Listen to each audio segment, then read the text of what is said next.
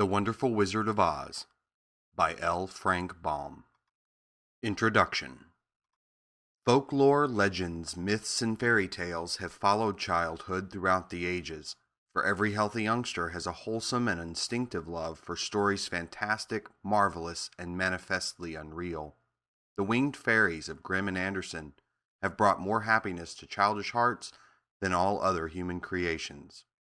Yet the old-time fairy tale, having served for generations, may now be classed as historical in the children's library, for the time has come for a series of newer wonder tales in which the stereotyped genie, dwarf, and fairy are eliminated, together with all the horrible and blood-curdling incidents devised by their authors to point a fearsome moral to each tale.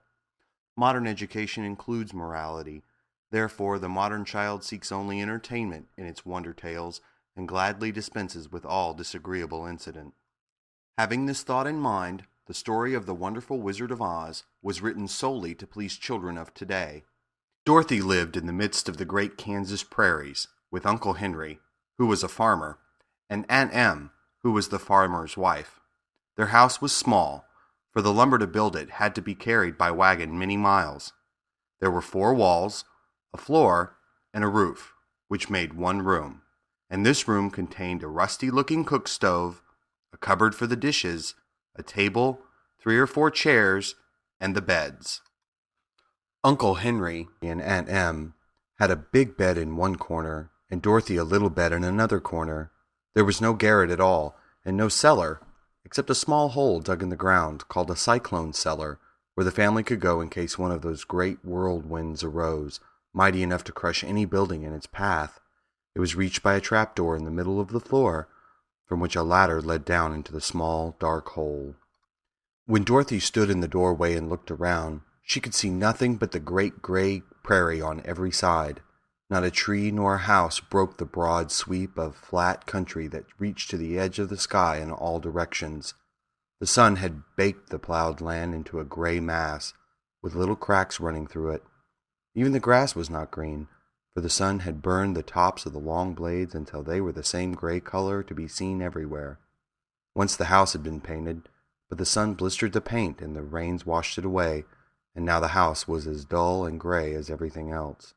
When Aunt Em came there to live, she was a young, pretty wife. The sun and wind had changed her too.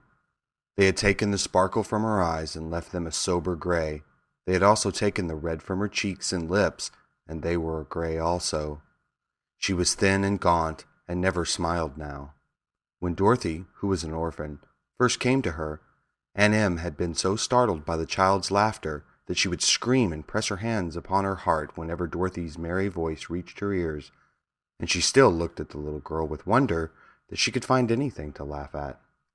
Uncle Henry never laughed. He worked hard from morning till night and did not know what joy was. He was gray also, from his long beard to his rough boots, and he looked stern and solemn, and rarely spoke. It was Toto that made Dorothy laugh, and saved her from growing as gray as her other surroundings. Toto was not gray. He was a little black dog with long silky hair and small black eyes that twinkled merrily on either side of his funny wee nose. Toto played all day long, and Dorothy played with him, and loved him dearly. Today, however, they were not playing. Uncle Henry sat upon the doorstep and looked anxiously at the sky, which was even grayer than usual. Dorothy stood in the door with Toto in her arms, and looked at the sky too. Aunt Em was washing the dishes. From the far north they heard a low wail of the wind, and Uncle Henry and Dorothy could see where the long grass bowed in waves before the coming storm. There now came a sharp whistling in the air from the south, and as they turned their eyes that way, they saw ripples in the grass coming from that direction also. Suddenly, Uncle Henry stood up. "There's a cyclone coming, Em," he called to his wife. "I'll go look after the stock." Then he ran toward the sheds where the cows and horses were kept. Aunt Em dropped her work and came to the door. One glance told her of the danger close at hand. "Quick, Dorothy," she screamed. "Run for the cellar." Toto jumped out of Dorothy's arms and hid under the bed, and the girl started to get him. Aunt Em, badly frightened, threw open the trapdoor in the floor and climbed down the ladder into the small dark hole. Dorothy caught Toto at last and started to follow her aunt. When she was halfway across the room, there came a great shriek from the wind, and the house shook so hard that she lost her footing and sat down suddenly upon the floor. Then a strange thing happened. The house whirled around 2 or 3 times and rose slowly through the air. Dorothy felt as if she were going up in a balloon. North and south winds met where the house stood and made it the exact center of the cyclone. In the middle of a cyclone, the air is generally still, but the great pressure of the wind on every side of the house raised it up higher and higher until it was at the very top of the cyclone, and there it remained and was carried miles and miles away as easily as you could carry a feather. It was very dark, and the wind howled horribly around her, but Dorothy found she was riding quite easily. After the first few whirls around, and another one time when the house tipped badly, she felt as if she were being rocked gently, like a baby in a cradle. Toto did not like it. He ran about the room, now here, now there, barking loudly, but Dorothy sat quite still on the floor and waited to see what would happen. Once, Toto got too near the open trap door and fell in, and at first the little girl thought she had lost him, but soon she saw one of his ears sticking up through the hole, for the strong pressure of the air was keeping him up so that he could not fall. She crept to the hole, caught Toto by the ear, and dragged him into the room again, afterward closing the trapdoor so that no more accidents could happen. Hour after hour passed away, and slowly Dorothy got over her fright, but she felt quite lonely, and the wind shrieked so loudly all about her that she nearly became deaf. At first, she wondered if she would be dashed to pieces when the house fell again, but as the hours passed and nothing terrible happened, she stopped worrying and resolved to wait calmly and see what the future would bring. At last she crawled over the swaying floor to her bed and lay down upon it, and Toto followed and laid down beside her. In spite of the swaying of the house and the wailing of the wind, Dorothy soon closed her eyes and fell fast asleep. She was awakened by a shock so sudden and severe that if Dorothy had not been lying on the soft bed, she might have been hurt. As it was, the jar made her catch her breath and wonder what had happened, and Toto put his cold little nose into her face and whined dismally. Dorothy sat up and noticed that the house was not moving, nor was it dark, for the bright sunshine came in at the window, flooding the little room. She sprang from her bed and with Toto at her heels ran and opened the door. The little girl gave a cry of amazement and looked about her, her eyes growing bigger and bigger at the wonderful sight she saw. The cyclone had set the house down very gently, for a cyclone, in the midst of a country of marvelous beauty. There were lovely patches of greensward all about, with stately trees bearing rich and luscious fruits. Banks of gorgeous flowers were on every hand, and birds with rare and brilliant plumage sang and fluttered in the trees and bushes. A little way off was a small brook, rushing and sparkling along between green banks, and murmuring in a voice very grateful to a little girl who had lived so long on the dry, gray prairies. While she stood looking eagerly at the strange and beautiful sights, she noticed coming toward her a group of the queerest people she had ever seen. They were not as big as the grown folks she had always been used to, but neither were they very small. In fact, they seemed about as tall as Dorothy, who was a well-grown child for her age, although they were, so far as looks go, many years older. 3 were men and 1 a woman, and all were oddly dressed. They wore round hats that rose to a small point a foot above their heads, with little bells around the brims that tinkled sweetly as they moved. The hats of the men were blue. The little woman's hat was white, and she wore a white gown that hung in pleats from her shoulders. Over it were sprinkled little stars that glistened in the sun like diamonds. The men were dressed in blue, of the same shade as their hats, and wore well-polished boots with a deep roll of blue at the tops. The men, Dorothy thought, were about as old as Uncle Henry, for 2 of them had beards. But the little woman was doubtless much older. Her face was covered with wrinkles, her hair was nearly white, and she walked rather stiffly. When these people drew near the house where Dorothy was standing in the doorway, they paused and whispered among themselves, as if afraid to come farther. But the little old woman walked up to Dorothy, made a low bow, and said in a sweet voice, "You are welcome, most noble sorceress, to the land of the Munchkins. We are so grateful to you for having killed the Wicked Witch of the East and for setting our people free from bondage." Dorothy listened to this speech with wonder. What could the little woman possibly mean by calling her a sorceress and saying she had killed the Wicked Witch of the East? Dorothy was an innocent, harmless little girl who had been carried by a cyclone many miles from home, and she had never killed anything in all her life. But the little woman evidently expected her to answer, so Dorothy said, with hesitation, "You are very kind, but there must be some mistake. I have not killed anything." "Your house did anyway," replied the little old woman with a laugh, "and that is the same thing. See," she continued, pointing to the corner of the house, "there are her 2 feet still sticking out from under a block of wood." Dorothy looked and gave a little cry of fright. There indeed, just under the corner of the great beam the house rested on, 2 feet were sticking out, shod in silver shoes with pointed toes. "Oh dear," cried Dorothy, clasping her hands together in dismay. "The house must have fallen on her. Whatever shall we do?" "There is nothing to be done," said the little woman calmly. "But who was she?" asked Dorothy. "She was the Wicked Witch of the East, as I said," answered the little woman. "She has held all the Munchkins in bondage for many years, making them slave for her night and day. Now they are all set free, and are grateful to you for the favor." "Who are the Munchkins?" inquired Dorothy. "They are the people who live in this land of the East where the Wicked Witch ruled." "Are you a Munchkin?" asked Dorothy. "No, but I am their friend, although I live in the land of the North.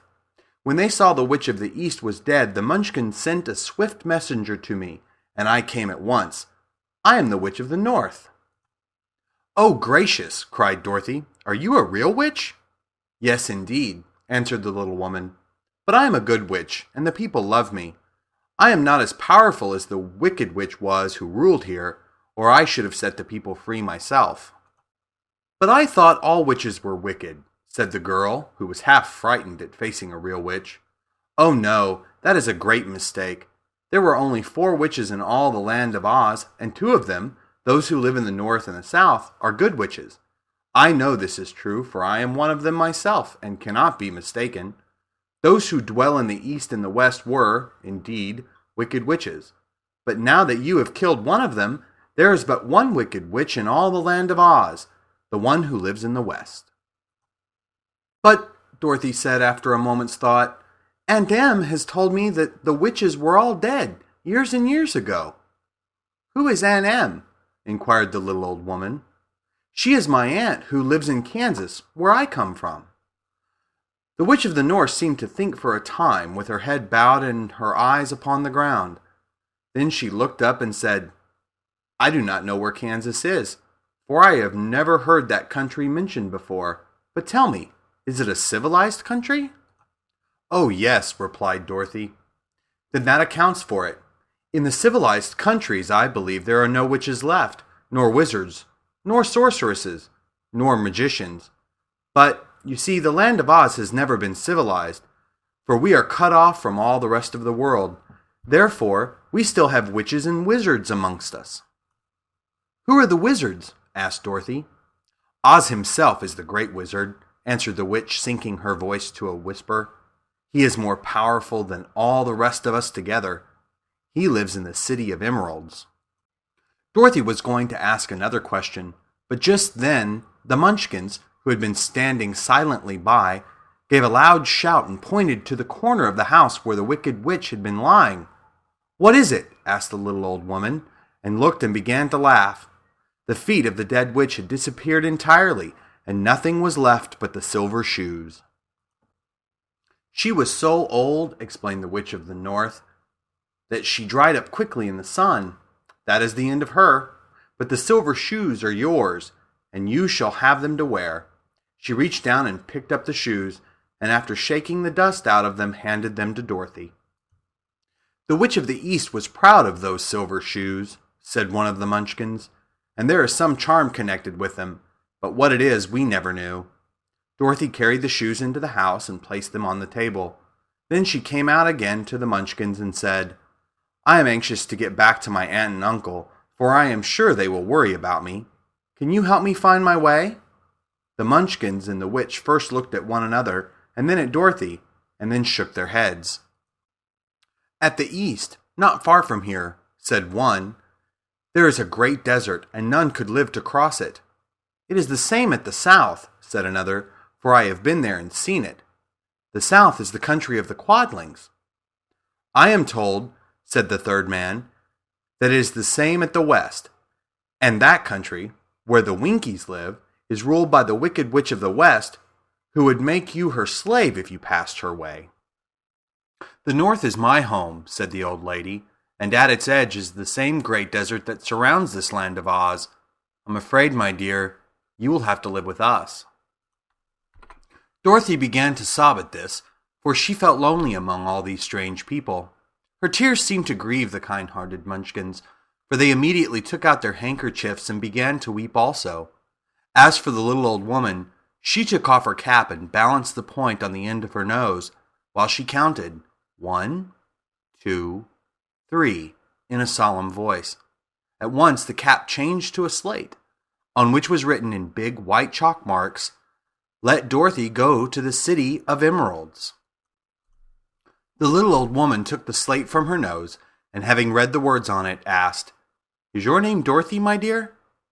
"Yes," answered the child, looking up and drying her tears. "Then you must go to the City of Emeralds. Perhaps Oz will help you." "Where is this city?" asked Dorothy. "It is exactly in the center of the country, and is ruled by Oz, the great wizard I told you of."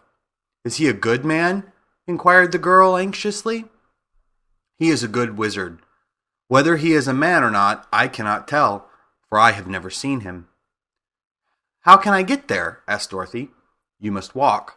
It is a long journey, through a country that is sometimes pleasant and sometimes dark and terrible. However, I will use all the magic arts I know of to keep you from harm." "Won't you go with me?" pleaded the girl, who had begun to look upon the little old woman as her only friend. "No, I cannot do that," she replied, "but I will give you my kiss, and no one will dare injure a person who has been kissed by the Witch of the North." She came close to Dorothy and kissed her gently on the forehead. Where her lips touched the girl, they left a round, shiny mark, as Dorothy found out soon after. "The road to the City of Emeralds is paved with yellow brick," said the witch, "so you cannot miss it. When you get to Oz, do not be afraid of him, but tell your story and ask him to help you. Goodbye, my dear." The three Munchkins bowed low to her and wished her a pleasant journey, after which they walked away through the trees. The witch gave Dorothy a friendly little nod, whirled around on her left heel 3 times, and straightway disappeared, much to the surprise of little Toto, who barked after her loudly enough when she had gone, because he had been afraid even to growl while she stood by. But Dorothy, knowing her to be a witch, had expected her to disappear in just that way, and was not surprised in the least. After a few hours, the road began to be rough, and the walking grew so difficult that the Scarecrow often stumbled over the yellow bricks, which were here very uneven. Sometimes, indeed, they were broken or missing altogether, leaving holes that Toto jumped across and Dorothy walked around. As for the Scarecrow, having no brains, he walked straight ahead, and so stepped into the holes and fell at full length on the hard bricks. It never hurt him, however, and Dorothy would pick him up and set him upon his feet again, while he joined her in laughing merrily at his own mishap. The farms were not nearly so well cared for here as they were farther back. There were fewer houses and fewer fruit trees, and the farther they went, the more dismal and lonesome the country became. At noon they sat down by the roadside, near a little brook, and Dorothy opened her basket and got out some bread. She offered a piece to the Scarecrow, but he refused. "I am never hungry," he said, "and it is a lucky thing I am not, for my mouth is only painted, and if I should cut a hole in it so I could eat, the straw I am stuffed with would come out, and that would spoil the shape of my head." Dorothy saw at once that this was true, and so she nodded and went on eating her bread. "Tell me something about yourself and the country you came from," said the Scarecrow when she had finished her dinner. So she told him all about Kansas, and how gray everything was there, and how the Cyclone had carried her to this queer land of Oz. The Scarecrow listened carefully and said, "I cannot understand why you would wish to leave this beautiful country and go back to the dry, gray place you call Kansas." "That is because you have no brains," answered the girl. "No matter how dreary and gray our homes are, we people of flesh and blood would rather live there than in any other country. Be it ever so beautiful, there is no place like home." The Scarecrow sighed. "Of course I cannot understand it," he said.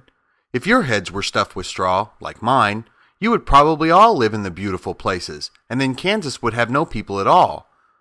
It is fortunate for Kansas that you have brains." "Won't you tell me a story while we are resting?" asked the child. The Scarecrow looked at her reproachfully and answered, "My life has been so short that I really know nothing whatever. I was only made day before yesterday. What happened in the world before that time is all unknown to me.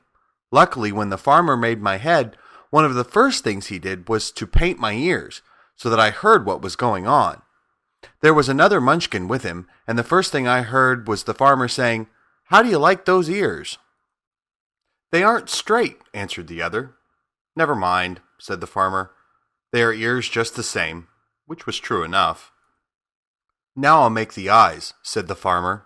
So he painted my right eye, and as soon as it was finished I found myself looking at him and at everything around me with a great deal of curiosity, for this was my first glimpse of the world." "That's a rather pretty eye," remarked the Munchkin who was watching the farmer. "Blue paint is just the color for eyes." "I think I'll make the other a little bigger," said the farmer, and when the second eye was done I could see much better than before. Then he made my nose and my mouth, but I did not speak because at the time I didn't know what a mouth was for. I had the fun of watching them make my body and my arms and legs, and when they fastened on my head at last, I felt very proud, for I thought I was just as good a man as anyone. "This fellow will scare the crows fast enough," said the farmer. "He looks just like a man." "Why, he is a man," said the other, and I quite agreed with him. The farmer carried me under his arm to the cornfield and set me up on a tall stick where you found me. He and his friend soon after walked away and left me alone. I did not like to be deserted this way, so I tried to walk after them, but my feet would not touch the ground and I was forced to stay on that pole. It was a lonely life to lead, for I had nothing to think of, having been made such a short while before. Many crows and other birds flew into the cornfield, but as soon as they saw me they flew away again, thinking I was a Munchkin, and this pleased me and made me feel that I was quite an important person. By and by an old crow flew near me, and after looking at me carefully, he perched upon my shoulder and said, "I wonder if that farmer thought to fool me in this clumsy manner. Any crow of sense could see that you are only stuffed with straw." Then he hopped down at my feet and ate all the corn he wanted. The other birds, seeing he was not harmed by me, came to eat the corn too. So in a short time there was a great flock of them about me. I felt sad at this, for it showed I was not such a good scarecrow after all. But the old crow comforted me, saying, "If you only had brains in your head, you would be as good a man as any of them, and a better man than some of them. Brains are the only things worth having in this world, no matter whether one is a crow or a man." After the crows had gone, I thought this over, and decided I would try hard to get some brains. By good luck, you came along and pulled me off the stake, and from what you say, I'm sure the Great Oz will give me some brains as soon as we get to the Emerald City. "I hope so," said Dorothy earnestly, "since you seem anxious to have them." "Oh yes, I am anxious," returned the Scarecrow. "It is such an uncomfortable feeling to know one is a fool." "Well," said the girl, "let us go." And she handed the basket to the Scarecrow. There were no fences at all by the roadside now, and the land was rough and untilled. Toward evening they came to a great forest, where the trees grew so big and close together that their branches met over the road of yellow brick. It was almost dark under the trees, for the branches shut out the daylight, but the travelers did not stop, and went on into the forest. "If this road goes in, it must come out," said the Scarecrow, "and as the Emerald City is at the other end of the road, we must go wherever it leads us." "Anyone would know that," said Dorothy. "Certainly. That is why I know it," returned the Scarecrow. "If it required brains to figure it out, I never should have said it."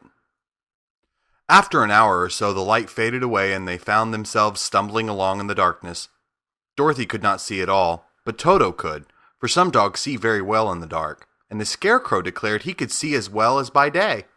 So she took a hold of his arm and managed to get along fairly well. "If you see any houses or any place where we can pass the night," she said, "you must tell me, for it is very uncomfortable walking in the dark." Soon after, the Scarecrow stopped. "I see a little cottage at the right of us," he said, "built of logs and branches. Shall we go there?"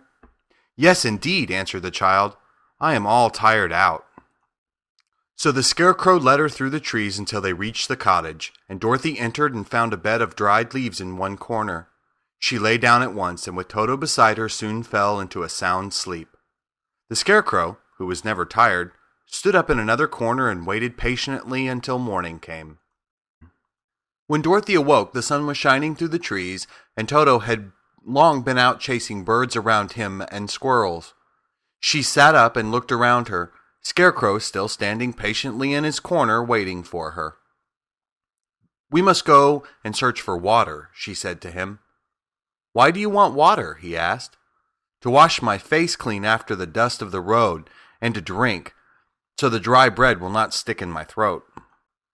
"It must be inconvenient to be made of flesh," said the Scarecrow thoughtfully, "for you must sleep and eat and drink. However, you have brains, and it is worth a lot of bother to be able to think properly." They left the cottage and walked through the trees until they found a little spring of clear water, where Dorothy drank and bathed and ate her breakfast.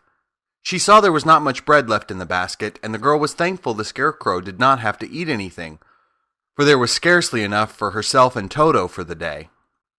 When she had finished her meal and was about to go back to the road of yellow brick, she was startled to hear a deep groan nearby. "What was that?" she asked timidly.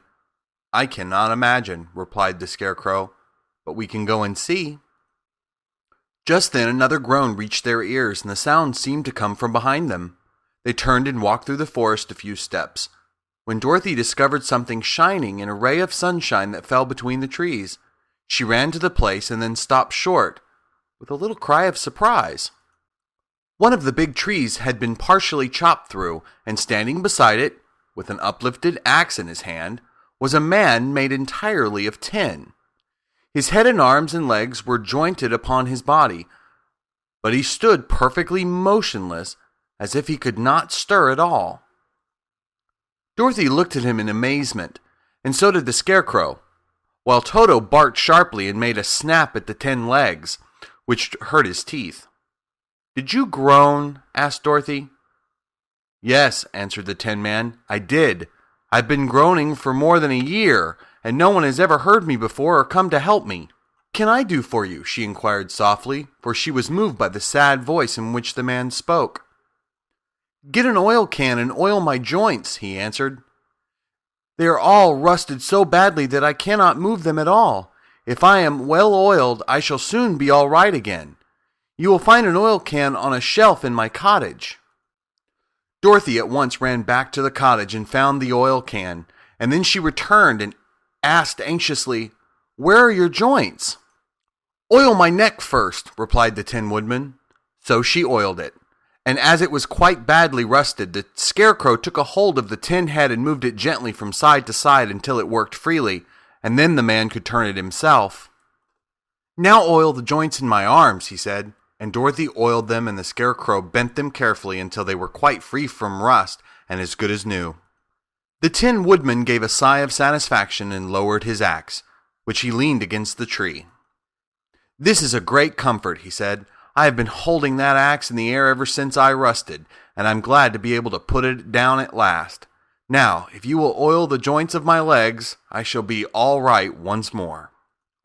So they oiled his legs until he could move them freely, and he thanked them again and again for his release, for he seemed a very polite creature and very grateful. "I might have stood there always if you had not come along," he said. "So you have certainly saved my life. How did you happen to be here?" "We are on our way to the Emerald City to see the Great Oz," she answered, "and we stopped at your cottage to pass the night." "Why do you wish to see Oz?" he asked. "I want him to send me back to Kansas, and the Scarecrow wants him to put a few brains into his head," she replied. The Tin Woodman appeared to think deeply for a moment. Then he said, Do you suppose Oz could give me a heart?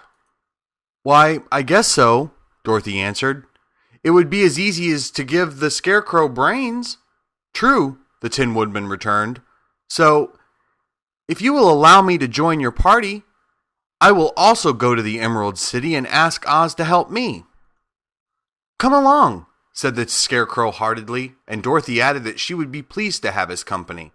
So the Tin Woodman shouldered his axe, and they all passed through the forest until they came to the road that was paved with yellow brick. The Tin Woodman had asked Dorothy to put the oil can in her basket, for, he said, if I should get caught in the rain, the rust again, and I would need the oil can badly. It was a bit of good luck to have their new comrade join the party, for soon after they had begun their journey again, they came to a place where the trees and branches grew so thick over the road that the travelers could not pass. But the Tin Woodman set to work with his axe and chopped so well that soon he cleared a passage for the entire party. Dorothy was thinking so earnestly as they walked along that she did not notice when the Scarecrow stumbled into a hole and rolled over to the side of the road. Indeed, he was obliged to call to her to help him up again. Why didn't you walk around the hole? Asked the Tin Woodman. I don't know enough, replied the Scarecrow cheerfully. My head is stuffed with straw, you know, and that is why I am going to Oz, to ask him for some brains. Oh, I see, said the Tin Woodman. But, after all, brains are not the best things in the world. Have you any? Inquired the Scarecrow.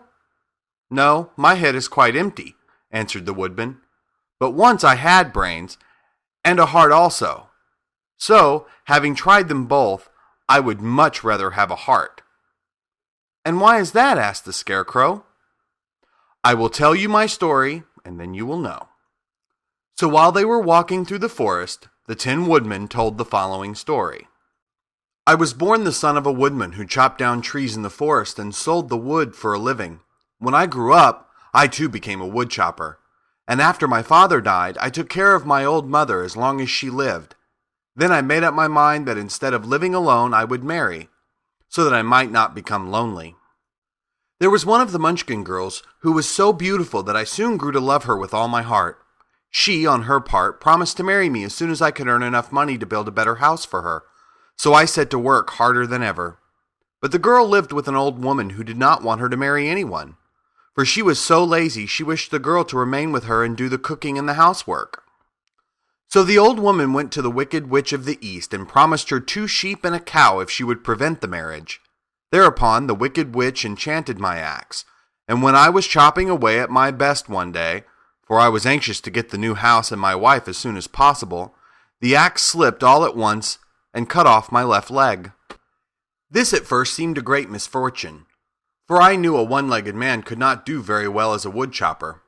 So I went to a tinsmith and had him make me a new leg out of tin. The leg worked very well once I was used to it, but my action angered the Wicked Witch of the East, for she had promised the old woman I should not marry the pretty Munchkin girl. When I began chopping again, my axe slipped and cut off my right leg. Again I went to the tinsmith, and again he made me a leg out of tin. After this, the enchanted axe cut off my arms, one after the other, but, nothing daunted, I had them replaced with tin ones. The Wicked Witch then made the axe slip and cut off my head, and at first I thought that was the end of me, but the tinsmith happened to come along, and he made me a new head out of tin.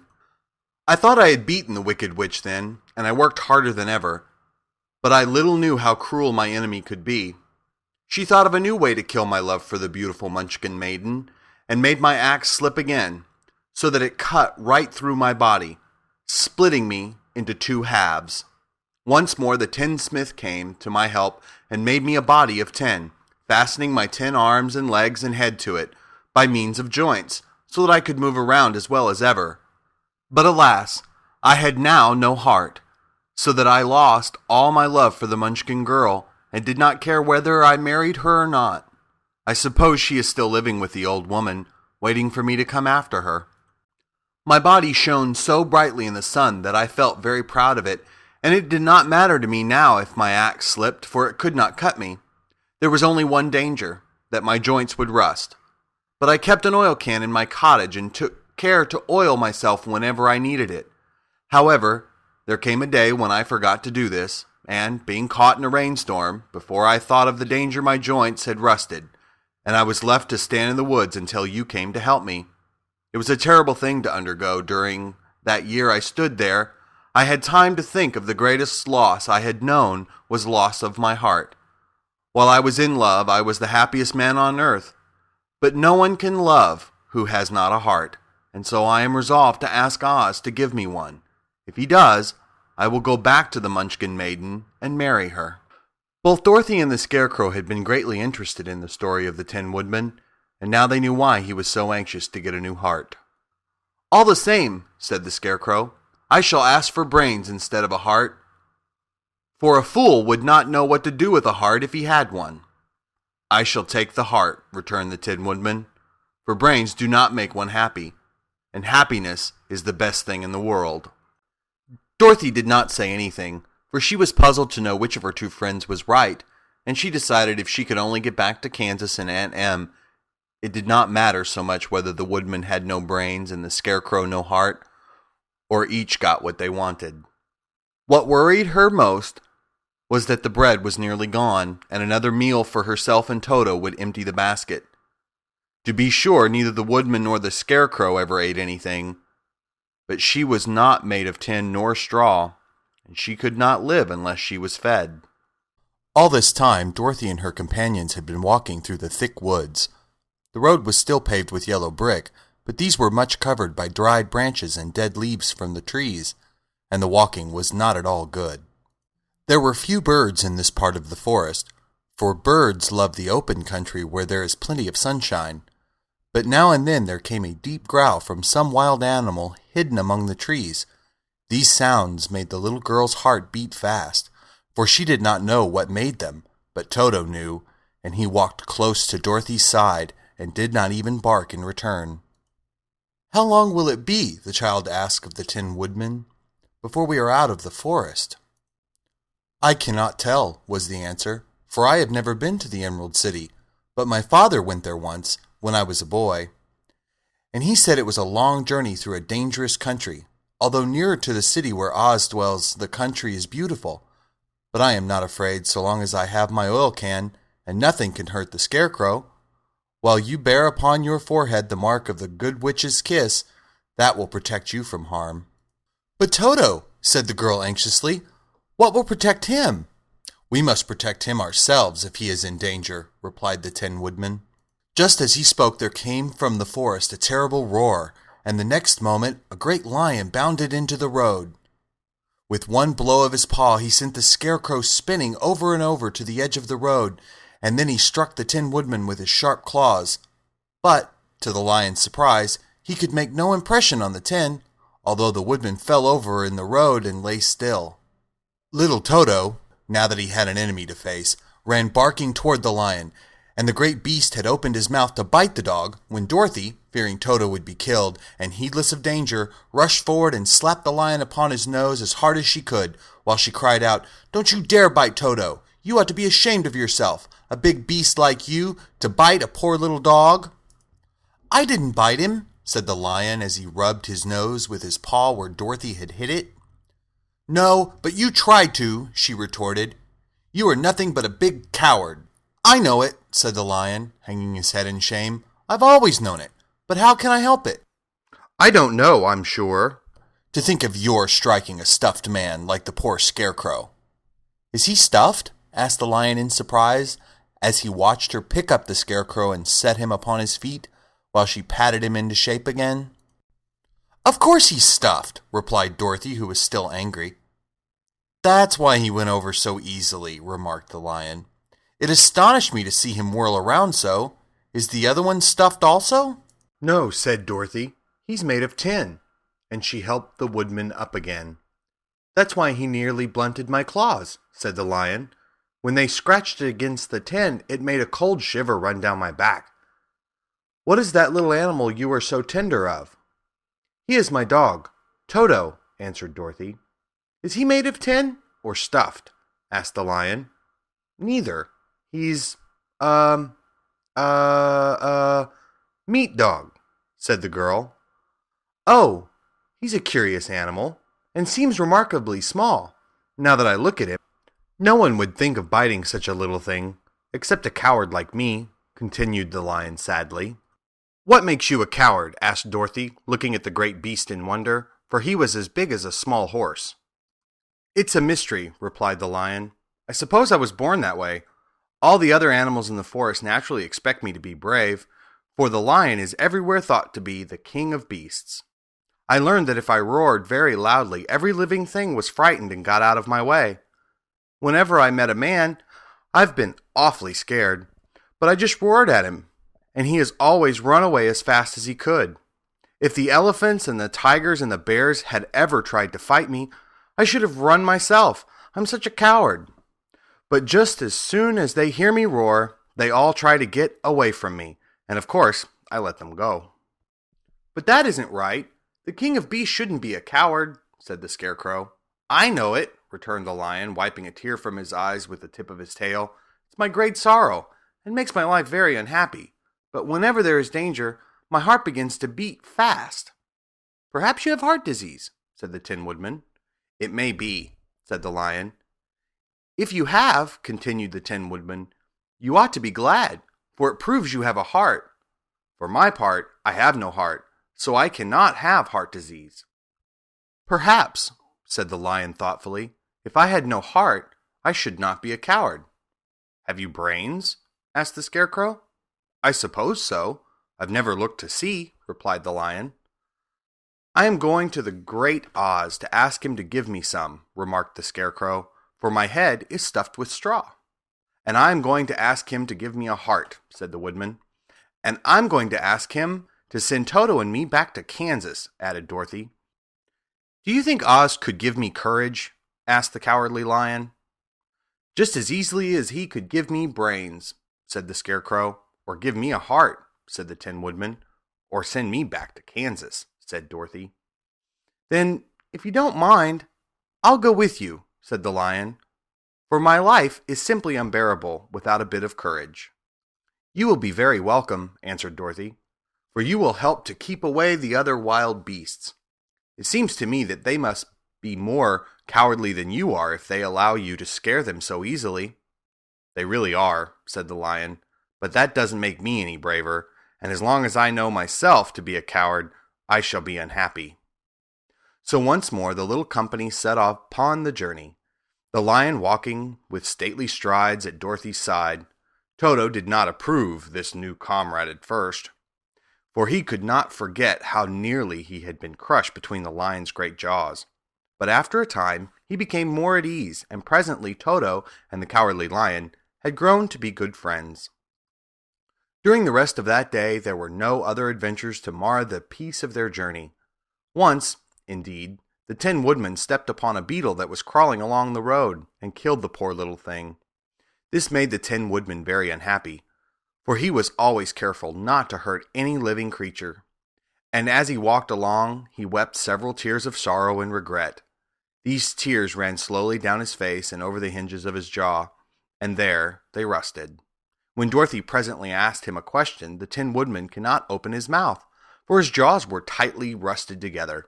He became greatly frightened at this, and made many motions to Dorothy to relieve him, but she could not understand. The lion was also puzzled to know what was wrong, but the Scarecrow seized the oil can from Dorothy's basket and oiled the Woodman's jaws, so that after a few moments he could talk as well as before.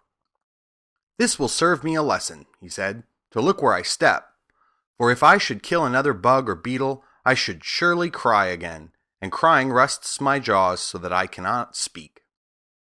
Thereafter he walked very carefully, with his eyes on the road, and when he saw a tiny ant trolling by he would step over it, so as not to harm it. The Tin Woodman knew very well he had no heart, and therefore he took great care never to be cruel or unkind to anything. "You people with hearts," he said, "have something to guide you, and need never do wrong, but I have no heart, and so I must be very careful. When Oz gives me a heart, of course, I needn't mind so much." They were obliged to camp out that night under a large tree in the forest, for there were no houses near. The tree made a good thick covering to protect them from the dew, and the Tin Woodman chopped a great pile of wood with his axe, and Dorothy built a splendid fire that warmed her and made her feel less lonely. She and Toto ate the last of their bread, and now she did not know what they would do for breakfast. "If you wish," said the Lion, "I will go into the forest and kill a deer for you. You can roast it by the fire, since your tastes are so peculiar that you prefer cooked food, and then you will have a very good breakfast." "Don't, please, don't," begged the Tin Woodman.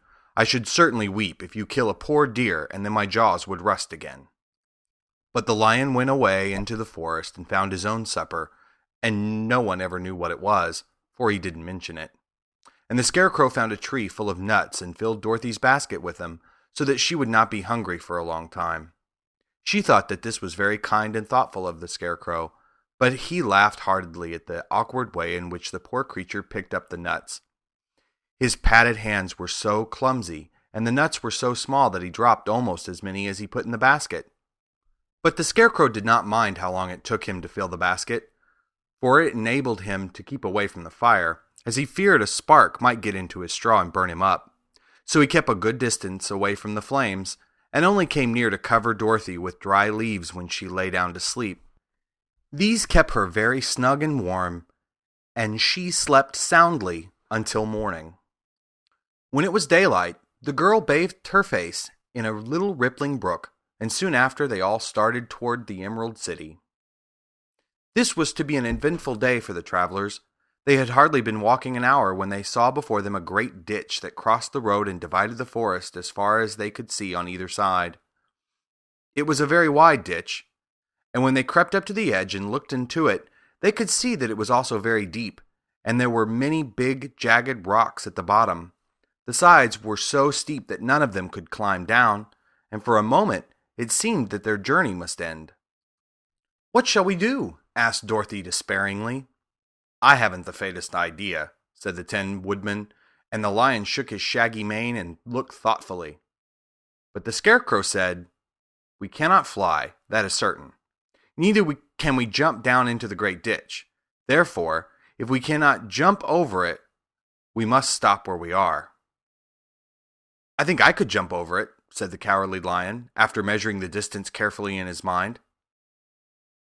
"Then we are all right," answered the Scarecrow, "for you can carry us all over on your back one at a time." "Well, I'll try it," said the Lion. "Who will go first?"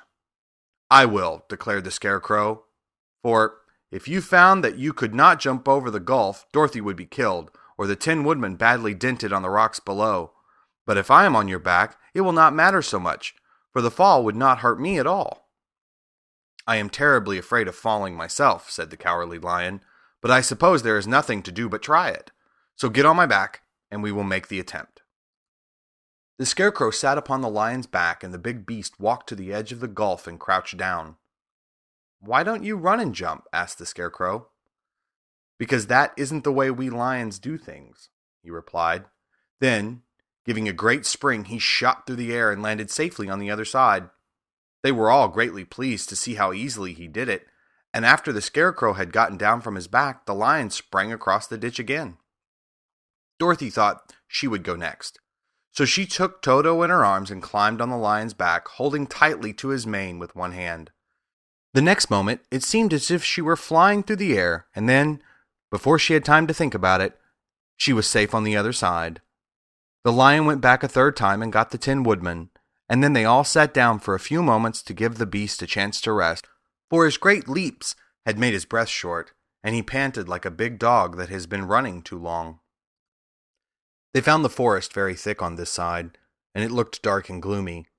After the Lion had rested, they started along the road of yellow brick, silently wondering, each in his own mind, if ever they would come to the end of the woods and reach the bright sunshine again.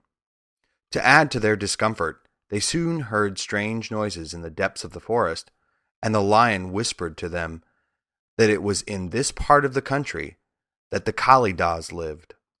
"What are the Kalidas?" asked the girl. "They are monstrous beasts, with bodies like bears and heads like tigers," replied the Lion, "and with claws so long and sharp that they could tear me in two as easily as I could kill Toto. I'm terribly afraid of the Kalidas." I'm not surprised that you are, returned Dorothy. They must be dreadful beasts. The lion was about to reply when suddenly they came to another gulf across the road, but this one was so broad and deep that the lion knew at once he could not leap across it. So they sat down to consider what they should do, and after serious thought, the Scarecrow said, "Here is a great tree standing close to the ditch. If the Tin Woodman can chop it down so that it will fall to the other side, we can walk across it easily." "That is a first-rate idea," said the lion. "One would almost suspect you had brains in your head instead of straw." The woodman set to work at once, and so sharp was his axe that the tree was soon chopped nearly through. Then the lion put his strong front legs against the tree and pushed with all his might, and slowly the big tree tipped and fell with a crash across the ditch, with its top branches on the other side. They had just started to cross this queer bridge when a sharp growl made them all look up, and to their horror they saw running towards them two great beasts with bodies like bears and heads like tigers. "They are the Kalydahs," said the Cowardly Lion, beginning to tremble. "Quick," cried the Scarecrow, "let us cross over." So Dorothy went first, holding Toto in her arms. The Tin Woodman followed, and the Scarecrow came next. The lion, although he was certainly afraid, turned to face the Kalydahs, and then he gave so loud and terrible a roar that Dorothy screamed and the Scarecrow fell over backwards, while even the fierce beast stopped short and looked at him in surprise. But seeing that they were bigger than the lion, and remembering that there were two of them and only one of him, the Kalydahs again rushed forward, and the lion crossed over the tree and turned to see what they would do next. Without stopping an instant, the fierce beast also began to cross the tree, and the lion said to Dorothy, "We are lost, for they will surely tear us to pieces with their sharp claws, but stand close behind me and I will fight them as long as I am alive." "Wait a minute," called the Scarecrow. He had been thinking what was best to be done, and now he asked the Woodman to chop away at the end of the tree that rested on their side of the ditch. The Tin Woodman began to use his axe at once, and just as the two Kalydahs were nearly across, the tree fell with a crash into the gulf, carrying the ugly, snarling brutes with it, and both were dashed to pieces on the sharp rocks at the bottom. "Well," said the Cowardly Lion, drawing in a long breath of relief, "I see we are going to live a little while longer, and I am glad of it. For it must be a very uncomfortable thing not to be alive. Those creatures frightened me so badly that my heart is beating yet." "Ah," said the Tin Woodman sadly, "I wish I had a heart to beat." This adventure made the travelers more anxious than ever to get out of the forest, and they walked so fast that Dorothy became tired and had to ride on the lion's back. To their great joy, the trees became thinner the farther they advanced, and in the afternoon they suddenly came upon a broad river, flowing swiftly just before them. On the other side of the water they could see the road of yellow brick running through a beautiful country, with green meadows dotted with bright flowers, and all the road bordered with trees hanging full of delicious fruits. They were greatly pleased to see this delightful country before them. "How shall we cross the river?" asked Dorothy. "That is easily done," replied the Scarecrow. "The Tin Woodman must build us a raft, so that we can float to the other side." So the Woodman took his axe and began to chop down small trees to make a raft. And while he was busy at this, the Scarecrow found on the river bank a tree full of fine fruit. This pleased Dorothy, who had eaten nothing but nuts all day, and she made a hearty meal of the ripe fruit. But it takes time to make a raft, even when one is as industrious and untiring as the Tin Woodman, and when night came the work was not done, so they found a cozy place under the trees where they slept well until the morning, and Dorothy dreamed of the Emerald City and of the good Wizard Oz, who would soon send her back to her own home again. Our little party of travelers awakened the next morning refreshed and full of hope, and Dorothy breakfasted like a princess off peaches and plums from the trees beside the river. Behind them was the dark forest they had passed safely through, although they had suffered many discouragements. But before them was a lovely, sunny country that seemed to beckon them on to the Emerald City. To be sure, the broad river now cut them off from this beautiful land, but the raft was nearly done, and after the Tin Woodman had cut a few more logs and fastened them together with wooden pins, they were ready to start. Dorothy sat down in the middle of the raft and held Toto in her arms. When the Cowardly Lion stepped upon the raft, it tipped badly, for he was big and heavy. But the Scarecrow and the Tin Woodman stood upon the other end to steady it, and they had long poles in their hands to push the raft through the water. They got along quite well at first, but when they reached the middle of the river, the swift current swept the raft downstream, farther and farther away from the road of yellow brick, and the water grew so deep that the long poles would not touch the bottom. "This is bad," said the Tin Woodman, "for if we cannot get to the land, we shall be carried into the country of the Wicked Witch of the West, and she will enchant us and make us her slaves." "And then I should get no brains," said the Scarecrow. "And I should get no courage," said the Cowardly Lion. "And I should get no heart," said the Tin Woodman. "And I should never get back to Kansas," said Dorothy. "We must certainly get to the Emerald City if we can," the Scarecrow continued, and he pushed so hard on his long pole that it stuck fast in the mud at the bottom of the river. Then, before he could pull it out again, or let go, the raft was swept away and the poor Scarecrow left clinging to the pole in the middle of the river. "Goodbye," he called after them, and they were very sorry to leave him. Indeed, the Tin Woodman began to cry, but fortunately remembered that he might rust, so dried his tears on Dorothy's apron. Of course, this was a bad thing for the Scarecrow. "I am now worse off than when I first met Dorothy," he thought. "Then I was stuck to a pole in a cornfield where I could make believe scare the crows, at any rate. But surely there is no use for a Scarecrow stuck on a pole in the middle of a river. I am afraid I shall never have any brains after all." Down the stream the raft floated, and the poor Scarecrow was left far behind. Then the Lion said, "Something must be done to save us. I think I can swim to the shore and pull the raft after me, if you will only hold fast to the tip of my tail." So he sprang into the water, and the Tin Woodman caught fast hold of his tail. Then the Lion began to swim with all his might toward the shore. It was hard work, although he was big, but by and by they were drawn out of the current, and then Dorothy took the Tin Woodman's long pole and helped push the raft to the land. They were all tired out when they reached the shore at last and stepped off upon the pretty green grass, and they also knew that the stream had carried them a long way past the road of yellow brick that led to the Emerald City. "What shall we do now?"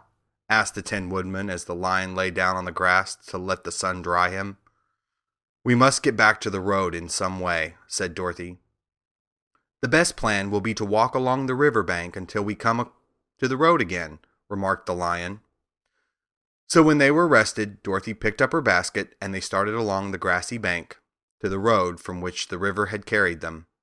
It was a lovely country with plenty of flowers and fruit trees and sunshine to cheer them, and had they not felt so sorry for the poor Scarecrow, they could have been very happy. They walked along as fast as they could, Dorothy only stopping once to pick a beautiful flower, and after a time the Tin Woodman cried out, "Look!" Then they all looked at the river and saw the Scarecrow perched upon his pole in the middle of the water, looking very lonely and sad. "What can we do to save him?" asked Dorothy. The Lion and the Woodman both shook their heads, for they did not know. So they sat down upon the bank and gazed wistfully at the Scarecrow until a stork flew by, who, upon seeing them, stopped to rest at the water's edge. "Who are you, and where are you going?" asked the stork. "I am Dorothy," answered the girl, "and these are my friends, the Tin Woodman and the Cowardly Lion, and we are going to the Emerald City." "This isn't the road," said the stork, as she twisted her long neck and looked sharply at the queer party. "I know it," returned Dorothy, "but we have lost the Scarecrow and are wondering how we shall get him again." "Where is he?" asked the stork. "Over there in the river," answered the little girl. "If he wasn't so big and heavy, I would get him for you," remarked the stork. "He isn't heavy a bit," said Dorothy eagerly, "for he is stuffed with straw, and if you will bring him back to us, we shall thank you ever and ever so much." "Well, I will try," said the stork, But if I find he is too heavy to carry, I shall have to drop him in the river again." So the big bird flew into the air and over the water till she came to where the Scarecrow was perched upon his pole. Then the stork, with her great claws, grabbed the Scarecrow by the arm and carried him up into the air and back to the bank, where Dorothy and the lion and the Tin Woodman and Toto were sitting. When the Scarecrow found himself among his friends again, he was so happy that he hugged them all, even the lion and Toto, and as they walked along he sang "Tol-de-ree-dee-o" at every step. He felt so gay. "I was afraid I should have to stay in the river forever," he said, "but that kind stork saved me, and if I ever get any brains I shall find the stork again and do her some kindness in return." "That's all right," said the stork, who was flying along beside them. "I always like to help anyone in trouble. But I must go now, for my babies are waiting in the nest for me. I hope you will find the Emerald City and that Oz will help you." "Thank you," replied Dorothy, and then the kind stork flew into the air and was soon out of sight. They walked along, listening to the singing of the brightly colored birds and looking at the lovely flowers, which now became so thick that the ground was carpeted with them. There were big yellow and white and blue and purple blossoms, beside great clusters of scarlet poppies, which were so brilliant in color they almost dazzled Dorothy's eyes. "Aren't they beautiful?" the girl asked, as she breathed in the spicy scent of the bright flowers. "I suppose so," answered the Scarecrow. "When I have brains, I shall probably like them better." "If I only had a heart, I should love them," added the Tin Woodman. "I always did like flowers," said the lion. "They have seemed so helpless and frail. But there are none in the forest so bright as these." They now came upon more and more of the big scarlet poppies, and fewer of the other flowers, and soon they found themselves in the midst of a great meadow of poppies. Now it is well known that when there are many of these flowers together, their odor is so powerful that anyone who breathes it falls asleep, and if the sleeper is not carried away from the scent of the flowers, he sleeps on and on forever. But Dorothy did not know this, nor could she get away from the bright red flowers that were everywhere about. So presently her eyes grew heavy, and she felt she must sit down to rest and to sleep. But the Tin Woodman would not let her do this. "We must hurry and get back to the road of yellow brick before dark," he said, and the Scarecrow agreed with him. So they kept walking until Dorothy could stand no longer. Her eyes closed in spite of herself, and she forgot where she was and fell among the poppies, fast asleep. "What shall we do?" asked the Tin Woodman. "If we leave her here, she will die," said the lion. "The smell of the flowers is killing us all. I myself can scarcely keep my eyes open at all, and the dog is asleep already." It was true. Toto had fallen down beside the little mistress, but the Scarecrow and the Tin Woodman, not being made of flesh, were not troubled by the scent of the flowers. "Run fast," said the Scarecrow to the lion, "and get out of this deadly flower bed as soon as you can. We will bring the little girl with us, but if you should fall asleep, you are too big to be carried." So the lion aroused himself and bounded forward as fast as he could go. In a moment he was out of sight. "Let us make a chair with our hands and carry her," said the Scarecrow. So they picked up Toto and put the dog in Dorothy's lap.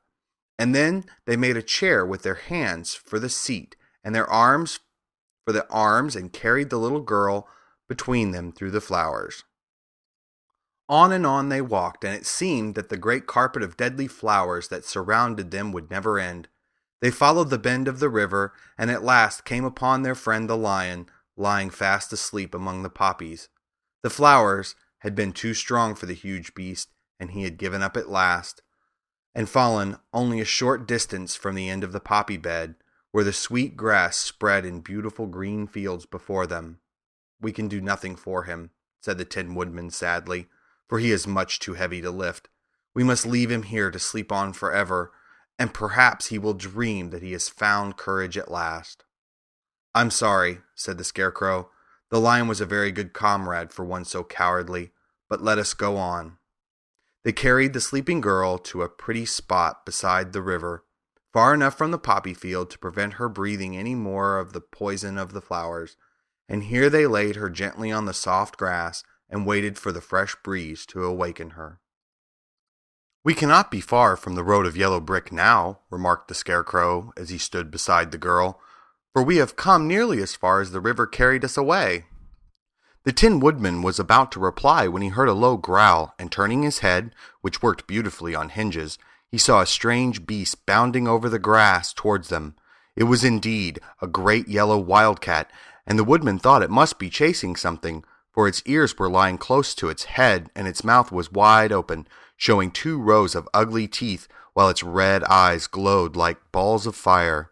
As it came nearer, the Tin Woodman saw that running before the beast was a little gray field mouse, and although he had no heart, he knew that it was wrong for the wildcat to try to kill such a pretty, harmless creature. So the Woodman raised his axe, and as the wildcat ran by, he gave it a quick blow that cut the beast's head clean off from its body, and it rolled over at his feet in 2 pieces. The field mouse, now that it was freed from its enemy, stopped short, and coming slowly up to the Woodman, it said in a squeaky little voice, "Oh, thank you ever so much for saving my life." "Don't speak of it, I beg you," replied the Woodman. "I have no heart, you know, so I am careful to help all those who may need a friend, even if it happens to be only a mouse." "Only a mouse?" cried the little animal indignantly. "Why, I am a queen, the queen of all field mice." "Oh, indeed," said the Woodman, making a bow. "Therefore you have done a great deed, as well as a brave one, in saving my life," added the Queen. At that moment several mice were seen running up as fast as their little legs could carry them, and when they saw their queen they exclaimed, "Oh, your Majesty, we thought you would be killed. How did you manage to escape the great wildcat?" They all bowed so low to the little queen that they almost stood upon their heads. "This funny tin man," she answered, "killed the wildcat and saved my life, so hereafter you must all serve him and obey his slightest wish." "We will!" cried all the mice in a shrill chorus, and then they scampered in all directions, for Toto had awakened from his sleep, and seeing all these mice around him gave him one bark of delight and jumped right into the middle of the group. Toto had always loved to chase mice when he lived in Kansas, and he saw no harm in it. But the Tin Woodman caught the dog in his arms and held him tight, while he called to the mice, "Come back, come back! Toto shall not hurt you." At this the Queen of the Mice stuck her head out from underneath a clump of grass and asked in a timid voice, "Are you sure he will not bite us?" "I will not let him," said the Woodman, "so do not be afraid." One by one the mice came creeping back, and Toto did not bark again, although he tried to get out of the Woodman's arms, and would have bitten him had he not known very well he was made of tin. Finally, one of the biggest mice spoke. "Is there anything we can do," it asked, "to repay you for saving the life of our queen?" "Nothing that I know of," answered the Woodman, but the Scarecrow, who had been trying to think, but could not because his head was stuffed with straw, said quickly, "Oh yes, you can save our friend the Cowardly Lion who is asleep in the poppy bed." "A lion?" cried the little queen. "Why, he would eat us all up." "Oh no," declared the Scarecrow. "This lion is a coward." "Really?" asked the mouse. "He says so himself," answered the Scarecrow, "and he would never hurt anyone who is our friend. If you will help us to save him, I promise he shall treat you with all kindness." "Very well," said the Queen. "We trust you. But what shall we do?" "Are there many of these mice which call you Queen and are willing to obey you?" "Oh yes, there are thousands," she replied. "Then send for them all to come here as soon as possible, and let each one bring a long piece of string." The Queen turned to the mice that attended her and told them to go at once and get all her people. As soon as they heard her orders, they ran away in every direction as fast as possible. "Now," said the Scarecrow to the Tin Woodman, "you must go to those trees by the riverside and make a truck that will carry the lion." So the Woodman went at once to the trees and began to work, and he soon made a truck out of the limbs of trees, from which he chopped away all the leaves and branches. He fastened it together with wooden pegs and made the 4 wheels out of short pieces of a big tree trunk. So fast and so well did he work that by the time the mice began to arrive, the truck was all ready for them. They came from all directions, and there were thousands of them, big mice and little mice and middle-sized mice, and each one brought a piece of string in his mouth. It was about this time that Dorothy woke from her long sleep and opened her eyes. She was greatly astonished to find herself lying upon the grass, with thousands of mice standing around and looking at her timidly.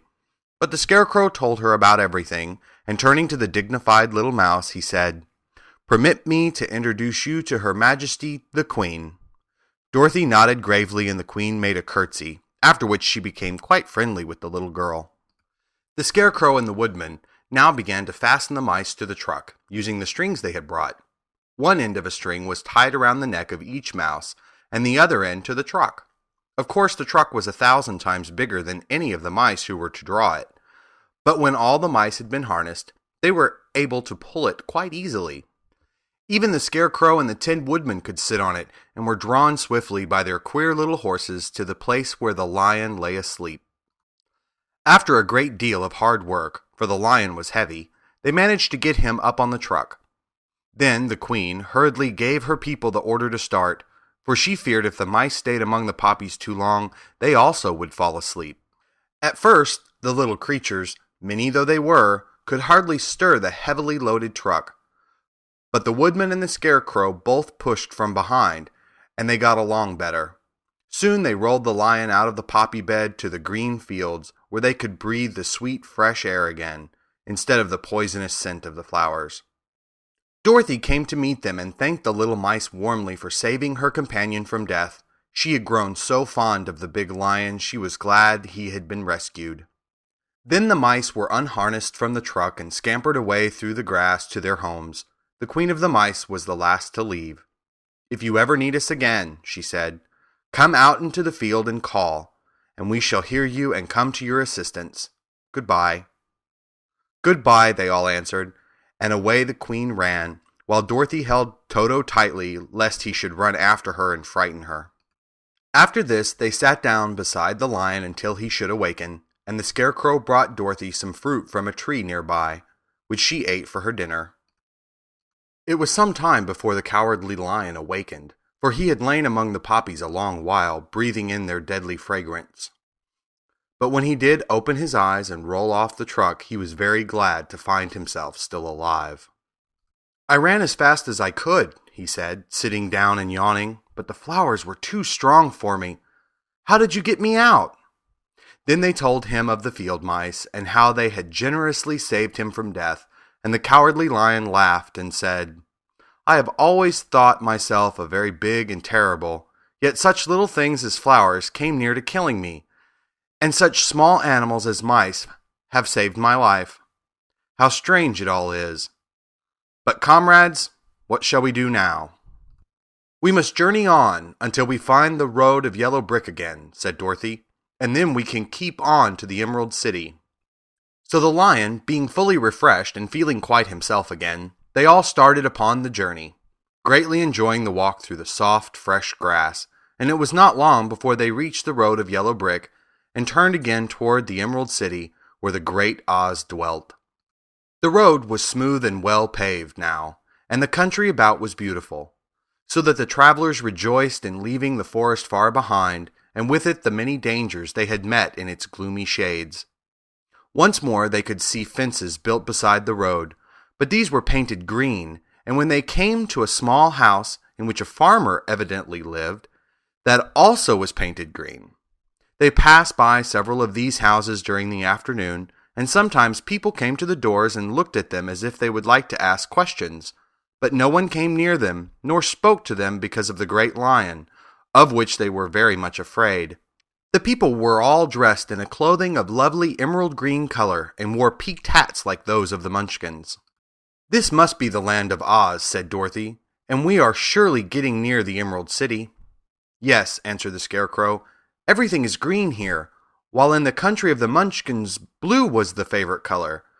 But the people do not seem to be as friendly as the Munchkins, and I'm afraid we shall be unable to find a place to pass the night." "I should like something to eat besides fruit," said the girl, "and I'm sure Toto is nearly starved. Let us stop at the next house and talk to the people." So when they came to a good-sized farmhouse, Dorothy walked boldly up to the door and knocked. A woman opened it just far enough to look out and said, "What do you want, child? And why is that great lion with you?"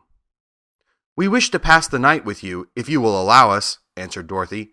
"And the lion is my friend and comrade, and would not hurt you for the world." "Is he tame?" asked the woman, opening the door a little wider. "Oh, yes," said the girl, "and he is a great coward, too. He will be more afraid of you than you are of him." "Well," said the woman, after thinking it over and taking another peep at the lion, "if that is the case, you may come in, and I will give you some supper and a place to sleep." So they all entered the house, where there were, besides the woman, 2 children and a man. The man had hurt his leg and was lying on the couch in a corner. They seemed greatly surprised to see so strange a company, and while the woman was busy laying the table, the man asked, "Where are you all going?" "To the Emerald City," said Dorothy, "to see the great Oz." "Oh, indeed!" exclaimed the man. "Are you sure that Oz will see you?" "Why not?" she replied. "Why, it is said that he never lets anyone come into his presence. I have been to the Emerald City many times, and it is a beautiful and wonderful place, but I have never been permitted to see the great Oz, nor do I know of any living person who has seen him." "Does he never go out?" asked the Scarecrow. "Never. He sits day after day in the great throne room of his palace, and even those who wait upon him do not see him face to face." "What is he like?" asked the girl. "That is hard to tell," said the man thoughtfully. "You see, Oz is a great wizard, and he can take on any form he wishes. So that some say he looks like a bird, and some say he looks like an elephant, and some say he looks like a cat. To others, he appears as a beautiful fairy, or a brownie, or any other form that pleases him. But who the real Oz is, when is he in his own form, no living person can tell." "That is very strange," said Dorothy. "But we must try, in some way, to see him, or we shall have made our journey for nothing." "Why do you wish to see the terrible Oz?" asked the man. "I want him to give me some brains," said the Scarecrow eagerly. "Oh, Oz could do that easily enough," declared the man. "He has more brains than he needs." "And I want him to give me a heart," said the Tin Woodman. "That will not trouble him," continued the man, "for Oz has a large collection of hearts, of all sizes and shapes." "And I want him to give me courage," said the Cowardly Lion. "Oz keeps a great pot of courage in his throne room," said the man, "which he has covered with a golden plate, to keep it from running over. He will be glad to give you some." "And I want him to send me back to Kansas," said Dorothy. "Where is Kansas?" asked the man with surprise. "I don't know," replied Dorothy sorrowfully, "but it is my home, and I'm sure it's somewhere." "Very likely. Well, Oz can do anything, so I suppose he will find Kansas for you. But first you must get to see him, and that will be a hard task, for the great wizard does not like to see anyone, and he usually has his own way. But what do you want?" he continued, speaking to Toto. Toto only wagged his tail, for, strange to say, he could not speak. The woman now called to them that supper was ready, so they gathered around the table, and Dorothy ate some delicious porridge, and a dish of scrambled eggs, and a plate of nice white bread, and enjoyed her meal. The lion ate some of the porridge, but did not care for it, saying it was made from oats, and oats were food for horses, not for lions. The Scarecrow and the Tin Woodman ate nothing at all. Toto ate a little of everything, and was glad to get a good supper again. The woman now gave Dorothy a bed to sleep in, and Toto lay down beside her, while the lion guarded the door of her room so she might not be disturbed. The Scarecrow and the Tin Woodman stood up in a corner and kept quiet all night, although of course they could not sleep.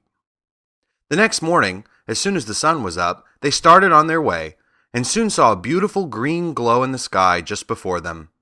"That must be the Emerald City," said Dorothy.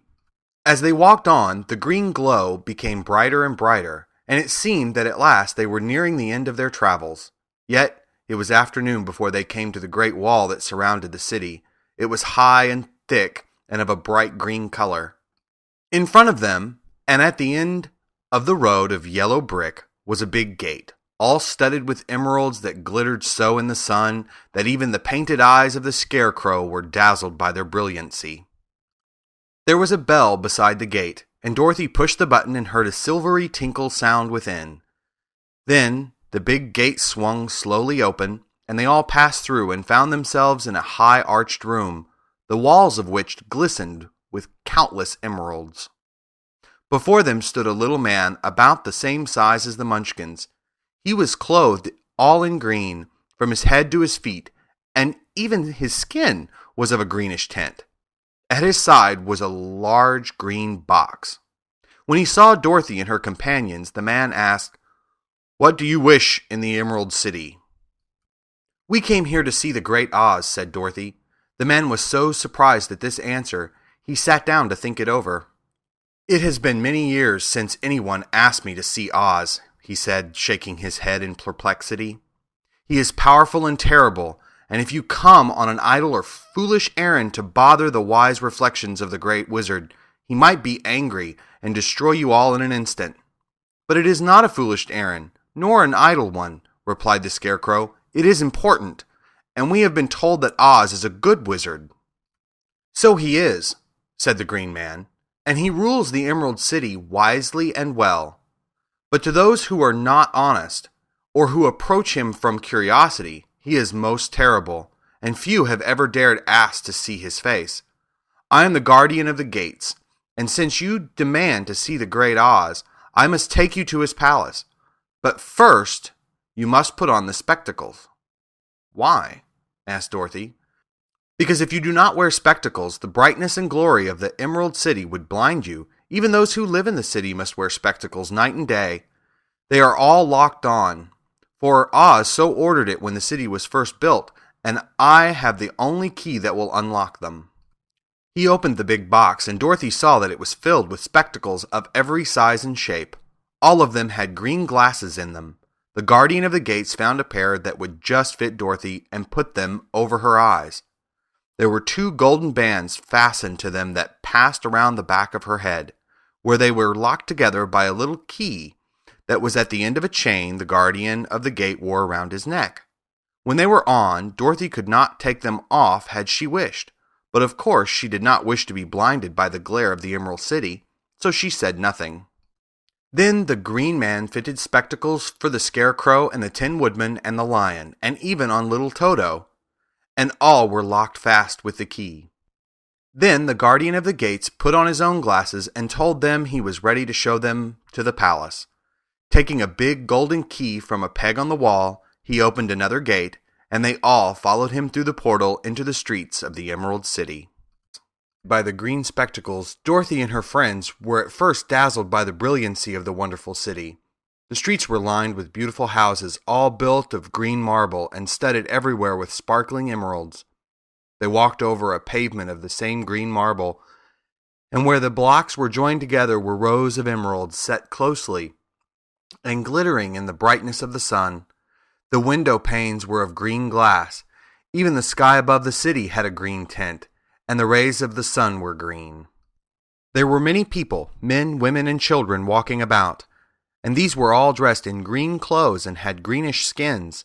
They looked at Dorothy and her strangely assorted company with wondering eyes, and the children all ran away and hid behind their mothers when they saw the lion, but no one spoke to them. Many shops stood in the street, and Dorothy saw that everything in them was green. Green candy and green popcorn were offered for sale, as well as green shoes, green hats, and green clothes of all sorts. At one place, a man was selling green lemonade, and when the children bought it, Dorothy could see that they paid for it with green pennies. There seemed to be no horses nor animals of any kind. The men carried things around in little green carts which they pushed before them. Everyone seemed happy and contented and prosperous. The guardian of the gates led them through the streets until they came to a big building, exactly in the middle of the city, which was the palace of Oz, the great wizard. There was a soldier before the door, dressed in a green uniform and wearing a long green beard. "Here are strangers," said the guardian of the gate to him, "and they demand to see the great Oz." "Step inside," answered the soldier, "and I will carry your message to him." So they passed through the palace gates and were led into a big room with a green carpet and lovely green furniture set with emeralds. The soldier made them all wipe their feet upon a green mat before entering this room, and when they were seated, he said politely, "Please make yourselves comfortable while I go to the door of the throne room and tell Oz you are here." They had to wait a long time before the soldier returned. When at last he came back, Dorothy asked, "Have you seen Oz?" "Oh no," returned the soldier. "I have never seen him, but I spoke with him as he sat behind his screen and gave him your message. He said he will grant you an audience, if you so desire, but each one of you must enter his presence alone, and he will admit but one each day. Therefore, as you must remain in the palace for several days, I will have you shown to rooms where you may rest in comfort after your journey." "Thank you," replied the girl. "That is very kind of Oz." The soldier now blew upon a green whistle, and at once a young girl dressed in a pretty green silk gown entered the room. She had lovely green hair and green eyes, and she bowed low before Dorothy as she said, "Follow me, and I will show you your room." So Dorothy said goodbye to all her friends except Toto, and taking the dog in her arms, followed the green girl through 7 passages and up 3 flights of stairs until they came to a room at the front of the palace. It was the sweetest little room in the world, with a soft, comfortable bed that had sheets of green silk and a green velvet counterpane. There was a tiny fountain in the middle of the room that shot a spray of green perfume into the air, to fall back into a beautifully carved green marble basin. Beautiful green flowers stood in the windows, and there was a shelf with a row of little green books. When Dorothy had time to open these books, she found them full of queer green pictures that made her laugh. They were so funny. In a wardrobe, there were many green dresses made of silk and satin and velvet, and all of them fitted Dorothy exactly. "Make yourself perfectly at home," said the green girl, "and if you wish for anything, ring the bell. Oz will send for you tomorrow morning." She left Dorothy alone and went back to the others. These she also led to rooms, and each one of them found themselves lodged in a very pleasant part of the palace. Of course, this politeness was wasted on the Scarecrow, for when he found himself alone in his room, he stood stupidly in one spot, just within the doorway, to wait till morning. It would not rest him to lie down, and he could not close his eyes, so he remained all night staring at a little spider which was weaving its web in a corner of the room, just as if it were not one of the most wonderful rooms in the world. The Tin Woodman lay down on his bed from force of habit, for he remembered when he was made of flesh. But not being able to sleep, he passed the night moving his joints up and down to make sure they kept in good working order. The lion would have preferred a bed of dried leaves in the forest, and did not like being shut up in a room, but he had too much sense to let this worry him. So he sprang upon the bed and rolled himself up like a cat and purred himself asleep in a minute. The next morning after breakfast, the Green Maiden came to fetch Dorothy, and she dressed her in one of the prettiest gowns, made of green brocade satin. Dorothy put on a green silk apron and tied a green ribbon around Toto's neck, and they started for the throne room of the great Oz. First they came to a great hall in which were many ladies and gentlemen of the court, all dressed in rich costumes. These people had nothing to do but talk to each other, but they always came to wait outside the throne room every morning, although they were never permitted to see Oz. As Dorothy entered, they looked at her curiously, and one of them whispered, "Are you really going to look upon the face of Oz the Terrible?" "Of course," answered the girl, "if he will see me." "Oh, he will see you," said the soldier who had taken her message to the wizard, "although he does not like to have people asked to see him. Indeed, at first he was angry, and I said I should send you back where you came from. Then he asked me what you looked like, and when I mentioned your silver shoes, he was very much interested. At last I told him about the mark upon your forehead, and he decided he would admit you to his presence." Just then a bell rang, and the green girl said to Dorothy, "That is the signal. You must go into the throne room alone." She opened a little door, and Dorothy walked boldly through and found herself in a wonderful place. It was a big, round room with a high arched roof, and the walls and ceiling and floor were covered with large emeralds set closely together. In the center of the roof was a great light, as bright as the sun, which made the emeralds sparkle in a wonderful manner. But what interested Dorothy most was the big throne of green marble that stood in the middle of the room. It was shaped like a chair and sparkled with gems, as did everything else. In the center of the chair was an enormous head, without a body to support it or any arms or legs whatever. There was no hair upon this head, but it had eyes and a nose and mouth, and was much bigger than the head of the biggest giant. As Dorothy gazed upon this in wonder and fear, the eyes turned slowly and looked at her sharply and steadily. Then the mouth moved, and Dorothy heard a voice say, "I am Oz, the great and terrible. Who are you, and why do you seek me?" It was not such an awful voice as she had expected to come from the big head, so she took courage and answered, "I am Dorothy, the small and meek. I have come to you for help." The eyes looked at her thoughtfully for a full minute. Then, said the voice, "Where did you get the silver shoes?" "I got them from the Wicked Witch of the East when my house fell on her and killed her," she replied. "Where did you get the mark upon your forehead?" continued the voice. "That is where the Good Witch of the North kissed me when she bade me goodbye and sent me to you," said the girl. Again the eyes looked at her sharply, and they saw she was telling the truth. Then Oz asked, "What do you wish me to do?" "Send me back to Kansas where my Aunt Em and Uncle Henry are," she answered earnestly. "I don't like your country, although it is so beautiful, and I am sure Aunt Em will be dreadfully worried over my being away so long." The eyes winked 3 times, and then they turned up to the ceiling and down to the floor and rolled around so queerly that they seemed to see every part of the room, and at last they looked at Dorothy again. "Why should I do this for you?" asked Oz. "Because you are strong and I am weak, because you are a great wizard and I am only a little girl." "But you are strong enough to kill the Wicked Witch of the East," said Oz. "That just happened," returned Dorothy simply. "I could not help it." "Well," said the head, "I will give you my answer. You have no right to expect me to send you back to Kansas unless you do something for me in return.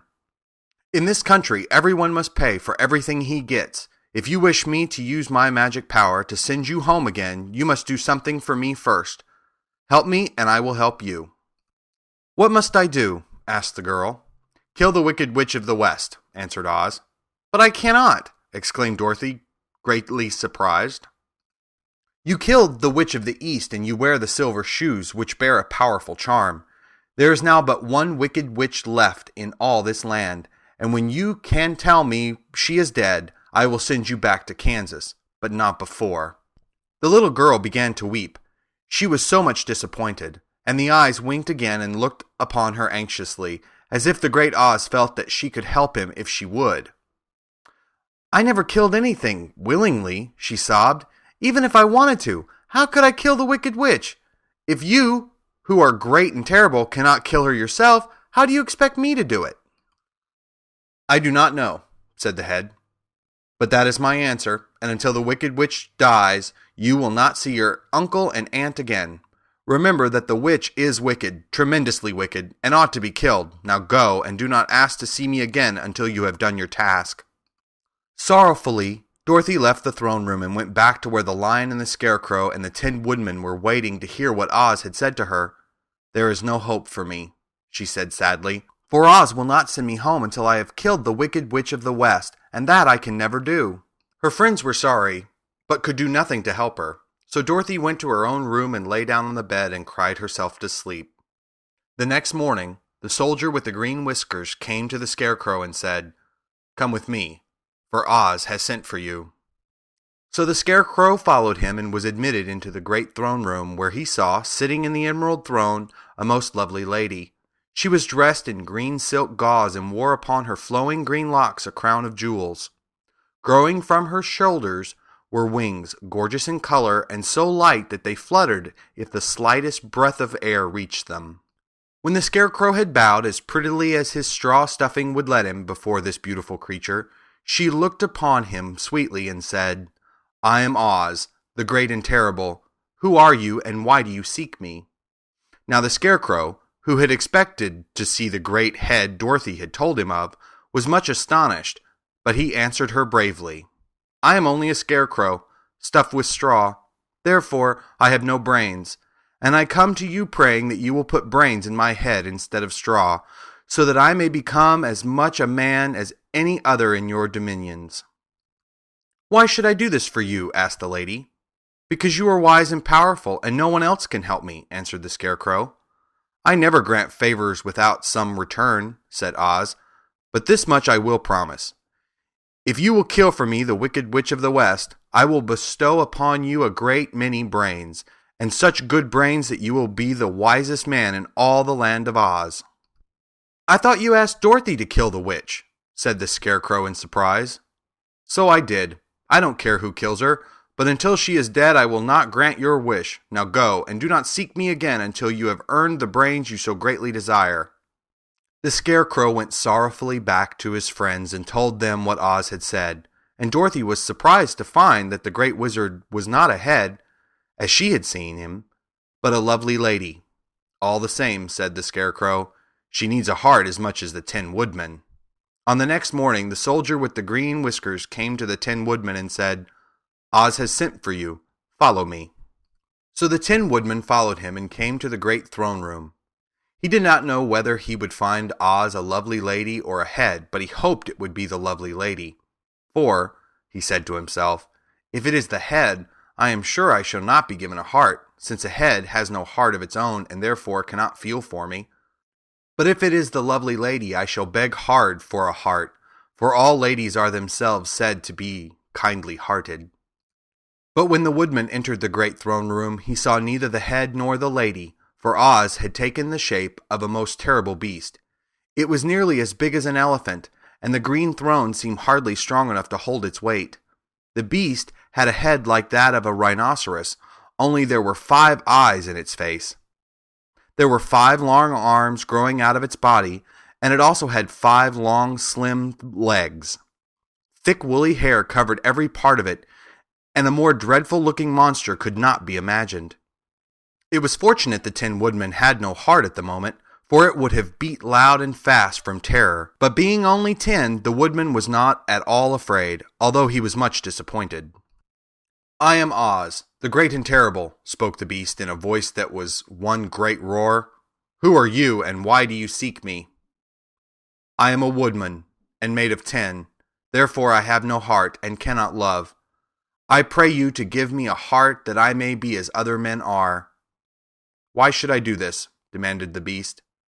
"Because I ask it, and you alone can grant my request," answered the Woodman. Oz gave a low growl at this, but said gruffly, "If you indeed desire a heart, you must earn it." "How?" asked the Woodman. "Help Dorothy to kill the wicked witch of the West," replied the beast. "When the witch is dead, come to me, and I will then give you the biggest and kindest and most loving heart in all the land of Oz." So the Tin Woodman was forced to return sorrowfully to his friends and tell them of the terrible beast he had seen. They all wondered greatly at the many forms the great wizard could take upon himself, and the Lion said, "If he is a beast when I go to see him, I shall roar my loudest, and so frighten him that he will grant all I ask. And if he is the lovely lady, I shall pretend to spring upon her, and so compel her to do my bidding. And if he is the great head, he will be at my mercy, for I will roll his head all about the room until he promises to give us what we desire. So be of good cheer, my friends, for all will yet be well." The next morning, the soldier with the green whiskers led the Lion to the great throne room and bade him enter the presence of Oz. The Lion at once passed through the door, and glancing around, saw to his surprise that before the throne was a ball of fire, so fierce and glowing that he could scarcely bear to gaze upon it. His first thought was that Oz had by accident caught on fire and was burning up. But when he tried to go nearer, the heat was so intense that it singed his whiskers, and he crept back tremblingly to a spot nearer the door. Then a low, quiet voice came from the ball of fire, and these were the words it spoke. "I am Oz, the great and terrible. Who are you, and why do you seek me?" And the Lion answered, "I am a cowardly lion, afraid of everything. I come to you to beg that you give me courage, so that in reality I may become the king of beasts, as men call me." "Why should I give you courage?" demanded Oz. "Because of all wizards you are the greatest, and alone have power to grant my request," answered the Lion. The ball of fire burned fiercely for a time, and the voice said, "Bring me proof that the wicked witch is dead, and that moment I will give you courage. But as long as the witch lives, you must remain a coward." The Lion was angry at this speech, but could say nothing in reply, and while he stood silently gazing at the ball of fire, it became so furiously hot that he turned tail and rushed from the room. He was glad to find his friends waiting for him, and told them of his terrible interview with the wizard. "What shall we do now?" asked Dorothy sadly. "There is only one thing we can do," returned the Lion, "and that is to go to the land of the Winkies, seek out the wicked witch and destroy her." "But suppose we cannot," said the girl. "Then I shall never have courage," declared the lion. "And I shall never have brains," said the Scarecrow. "And I shall never have a heart," spoke the Tin Woodman. "And I shall never see Aunt Em and Uncle Henry," said Dorothy, beginning to cry. "Be careful," cried the green girl. "The tears will fall on your green silk gown and spot it." So Dorothy dried her eyes and said, "I suppose we must try it, but I am sure I do not want to kill anybody, even to see Aunt Em again." "I will go with you, but I'm too much of a coward to kill the witch," said the lion. "I will go too," declared the Scarecrow, "but I shall not be of much help to you. I am such a fool." "I haven't the heart to harm even a witch," remarked the Tin Woodman, "but if you go, I certainly shall go with you." Therefore, it was decided to start upon their journey the next morning, and the Woodman sharpened his axe on a green grindstone and had all his joints properly oiled. The Scarecrow stuffed himself with fresh straw, and Dorothy put new paint on his eyes that he might see better. The green girl, who was very kind to them, filled Dorothy's basket with good things to eat, and fastened a little bell around Toto's neck with a green ribbon. They went to bed quite early and slept soundly until daylight, when they were awakened by the crowing of a green cock that lived in the backyard of the palace, and the crackling of a hen that had laid a green egg.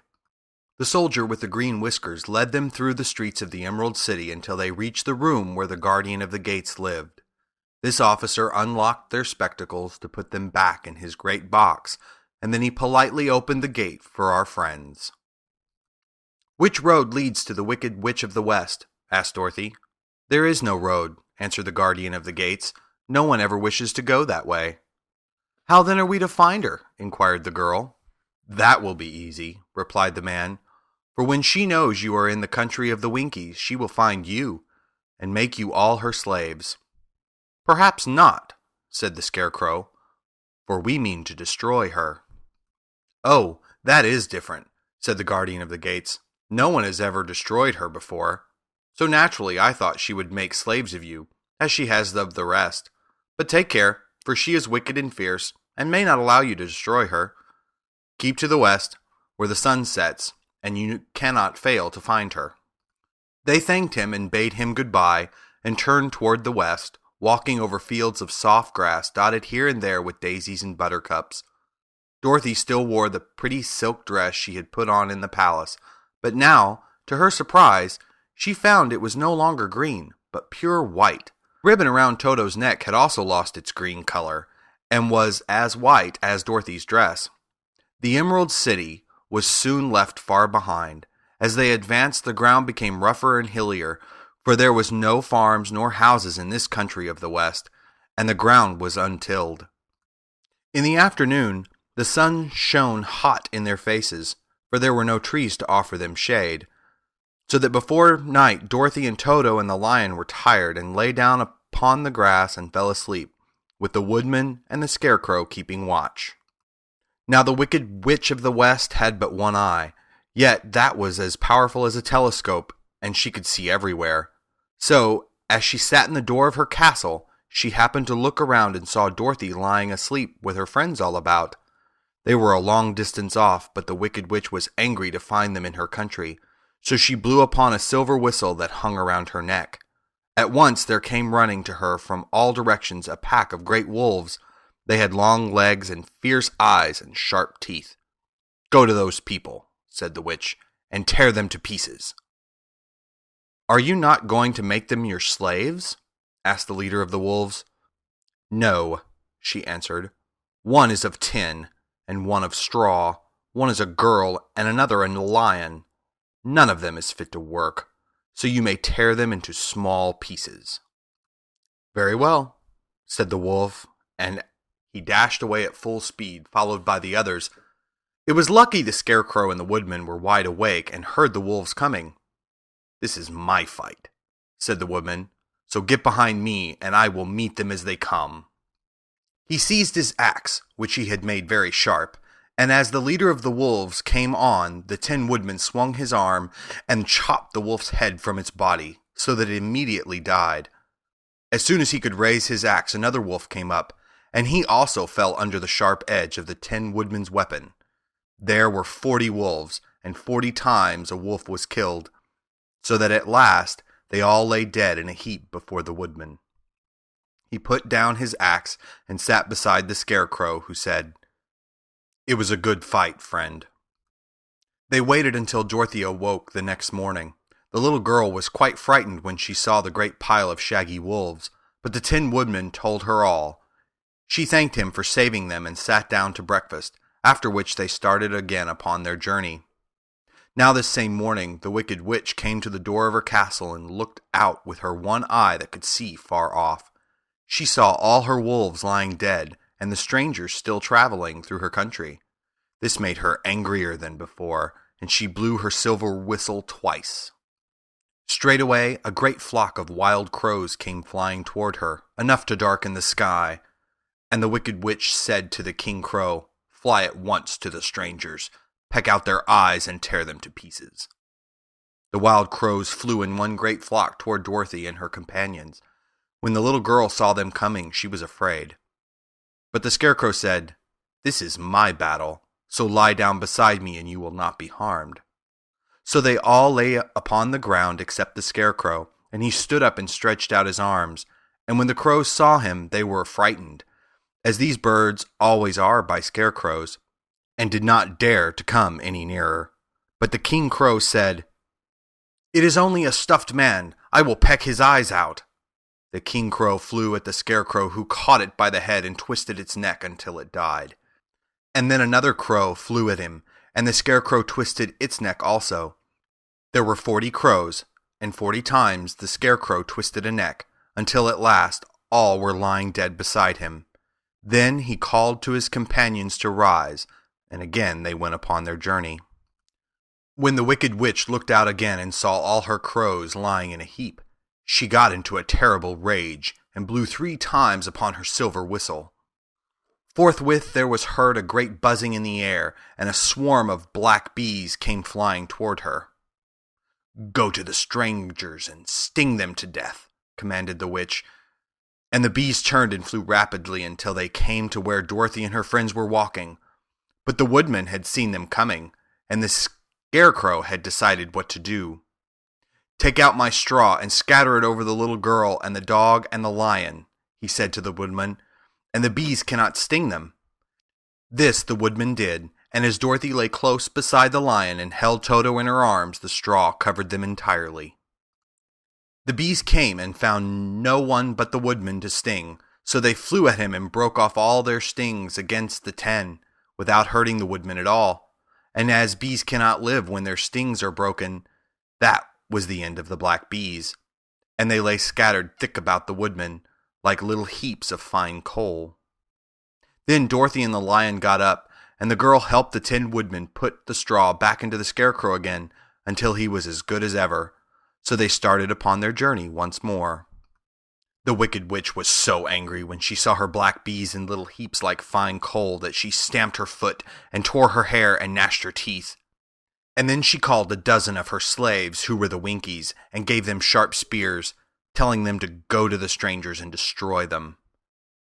The Winkies were not a brave people, but they had to do as they were told, so they marched away until they came near to Dorothy.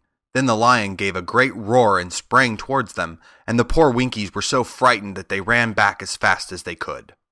When they returned to the castle, the Wicked Witch beat them well with a strap and sent them back to their work, after which she sat down to think what she would do next. She could not understand how all her plans to destroy these strangers had failed. But she was a powerful witch, as well as a wicked one, and she soon made up her mind how to act. There was, in her cupboard, a golden cap, with a circle of diamonds and rubies running round it. This golden cap had a charm. Whoever owned it could call 3 times upon the winged monkeys, who would obey any order they were given. But no person could command these strange creatures more than 3 times. Twice already the Wicked Witch had used the charm of the cap.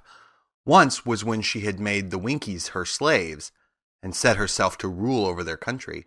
The winged monkeys had helped her do this. The second time was when she had fought against the great Oz himself, and had driven him out of the land of the West. The winged monkeys had also helped her in doing this. Only once more could she use this golden cap, for which reason she did not like to do so until all her other powers were exhausted. But now that her fierce wolves and her wild crows and her stinging bees were gone, and her slaves had been scared away by the cowardly lion, she saw that there was only one way left to destroy Dorothy and her friends. So the wicked witch took the golden cap from her cupboard and placed it upon her head. Then she stood upon her left foot and said slowly, "Epi, Peppy, Khaki." Then she stood upon her right foot and said, "Hillo, holo, hello." After this she stood upon both feet and cried in a loud voice, "Zizzy, Zoozy, Zick." Now the charm began to work. The sky was darkened, and a low rumbling sound was heard in the air. There was a rushing of many wings, a great chattering and laughing, and the sun came out of the dark sky to show the wicked witch surrounded by a crowd of monkeys, each with a pair of immense and powerful wings on its shoulders. One, much bigger than the others, seemed to be their leader. He flew close to the witch and said, "You have called us for the third and last time. What do you command?" "Go to the strangers who are within my land and destroy them, all except the lion," said the wicked witch. "Bring that beast to me, for I have a mind to harness him like a horse and make him work." "Your command shall be obeyed," said the leader. Then, with a great deal of chattering and noise, the winged monkeys flew away to the place where Dorothy and her friends were walking. Some of the monkeys seized the Tin Woodman and carried him through the air until they were over a country thickly covered with sharp rocks. Here they dropped the poor Woodman, who fell a great distance to the rocks, where he lay so battered and dented that he could neither move nor groan. Others of the monkeys caught the Scarecrow, and with their long fingers pulled all of the straw out of his clothes and head. They made his hat and boots and clothes into a small bundle and threw it onto the top branches of a tall tree.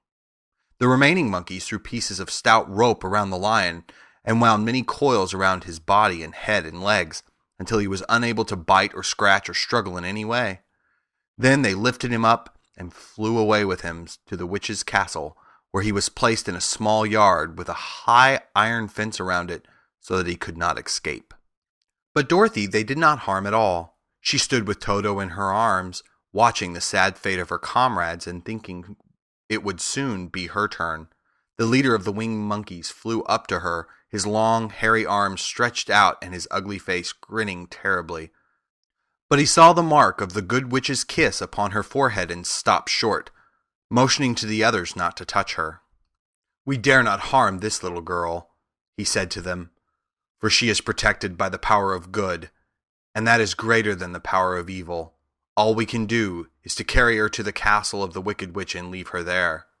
So, carefully and gently, they lifted Dorothy in their arms and carried her swiftly through the air until they came to the castle, where they set her down upon the front doorstep. Then the leader said to the witch, "We have obeyed you as far as we were able. The Tin Woodman and the Scarecrow are destroyed, and the lion is tied up in your yard. The little girl we dare not harm, nor the dog she carries in her arms. Your power over our band is now ended, and you will never see us again." Then all the winged monkeys, with much laughing and chattering and noise, flew into the air and were soon out of sight. The wicked witch was both surprised and worried when she saw the mark on Dorothy's forehead, for she knew well that neither the winged monkeys nor she herself dare hurt the girl in any way. She looked down at Dorothy's feet, and seeing the silver shoes, began to tremble with fear, for she knew that a powerful charm belonged to them. At first the witch was tempted to run away from Dorothy, but she happened to look into the child's eyes and saw how simple the soul behind them was, and that the little girl did not know of the wonderful power the silver shoes gave her. So the wicked witch laughed to herself and thought, "I can still make her my slave, for she does not know how to use her power."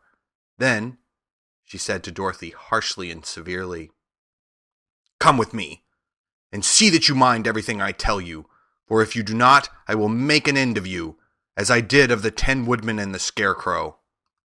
Dorothy followed her through many of the beautiful rooms in her castle until they came to the kitchens. where the witch bade her clean the pots and kettles and sweep the floor and keep the fire fed with wood. Dorothy went to work meekly, with her mind made up to work as hard as she could, for she was glad the wicked witch had decided not to kill her. With Dorothy hard at work, the witch thought she would go into the courtyard and harness the cowardly lion like a horse. It would amuse her, she was sure, to make him draw her chariot whenever she wished to go to drive. But as she opened the gate, the lion gave a loud roar and bounded at her so fiercely that the witch was afraid and ran out and shut the gate again. "If I cannot harness you," said the witch to the lion, speaking through the bars of the gate, "I can starve you. You shall have nothing to eat until you do as I wish." So after that she took no food to the imprisoned lion, but every day she came to the gate at noon and asked, "Are you ready to be harnessed like a horse?" And the lion would answer, "No, if you come in this yard, I will bite you."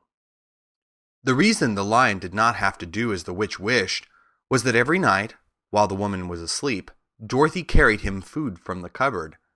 After he had eaten, he would lie down on his bed of straw, and Dorothy would lie down beside him and put her head in his soft, shaggy mane, while they talked of their troubles and tried to plan some way to escape. But they could find no way to get out of the castle, for it was constantly guarded by the yellow Winkies, who were the slaves of the wicked witch, and were too afraid of her not to do as she told them. The girl had to work hard during the day, and often the witch threatened to beat her with the same old umbrella she always carried in her hand. But in truth, she did not dare to strike Dorothy because of the mark upon her forehead. The child did not know this and was full of fear for herself and Toto. Once the witch struck Toto a blow with her umbrella, and the brave little dog flew at her and bit her leg in return. The witch did not bleed where she was bitten, for she was so wicked that the blood in her had dried up many years before. Dorothy's life became very sad as she grew to understand that it would be harder than ever to get back to Kansas and Aunt Em again. Sometimes she would cry bitterly for hours, with Toto sitting at her feet and looking into her face, whining dismally to show how sorry he was for his little mistress. Toto did not really care whether he was in Kansas or the Land of Oz so long as Dorothy was with him, but he knew the little girl was unhappy, and that made him unhappy too. Now the wicked witch had a great longing to have for her own the silver shoes which the girl always wore. Her bees and her crows and her wolves were lying in heaps and drying up, and she had used up all the power of the golden cap. But if she could only get a hold of the silver shoes, they would give her more power than all the other things she had lost. She watched Dorothy carefully to see if she ever took off her shoes, thinking she might steal them. But the child was so proud of her pretty shoes that she never took them off, except at night when she took her bath. The witch was too much afraid of the dark to dare go into Dorothy's room at night to take the shoes, and her dread of water was greater than her fear of the dark, so she never came near when Dorothy was bathing. Indeed, the old witch never touched water, nor ever let water touch her in any way. But the wicked creature was very cunning, and she finally thought of a trick that would give her what she wanted.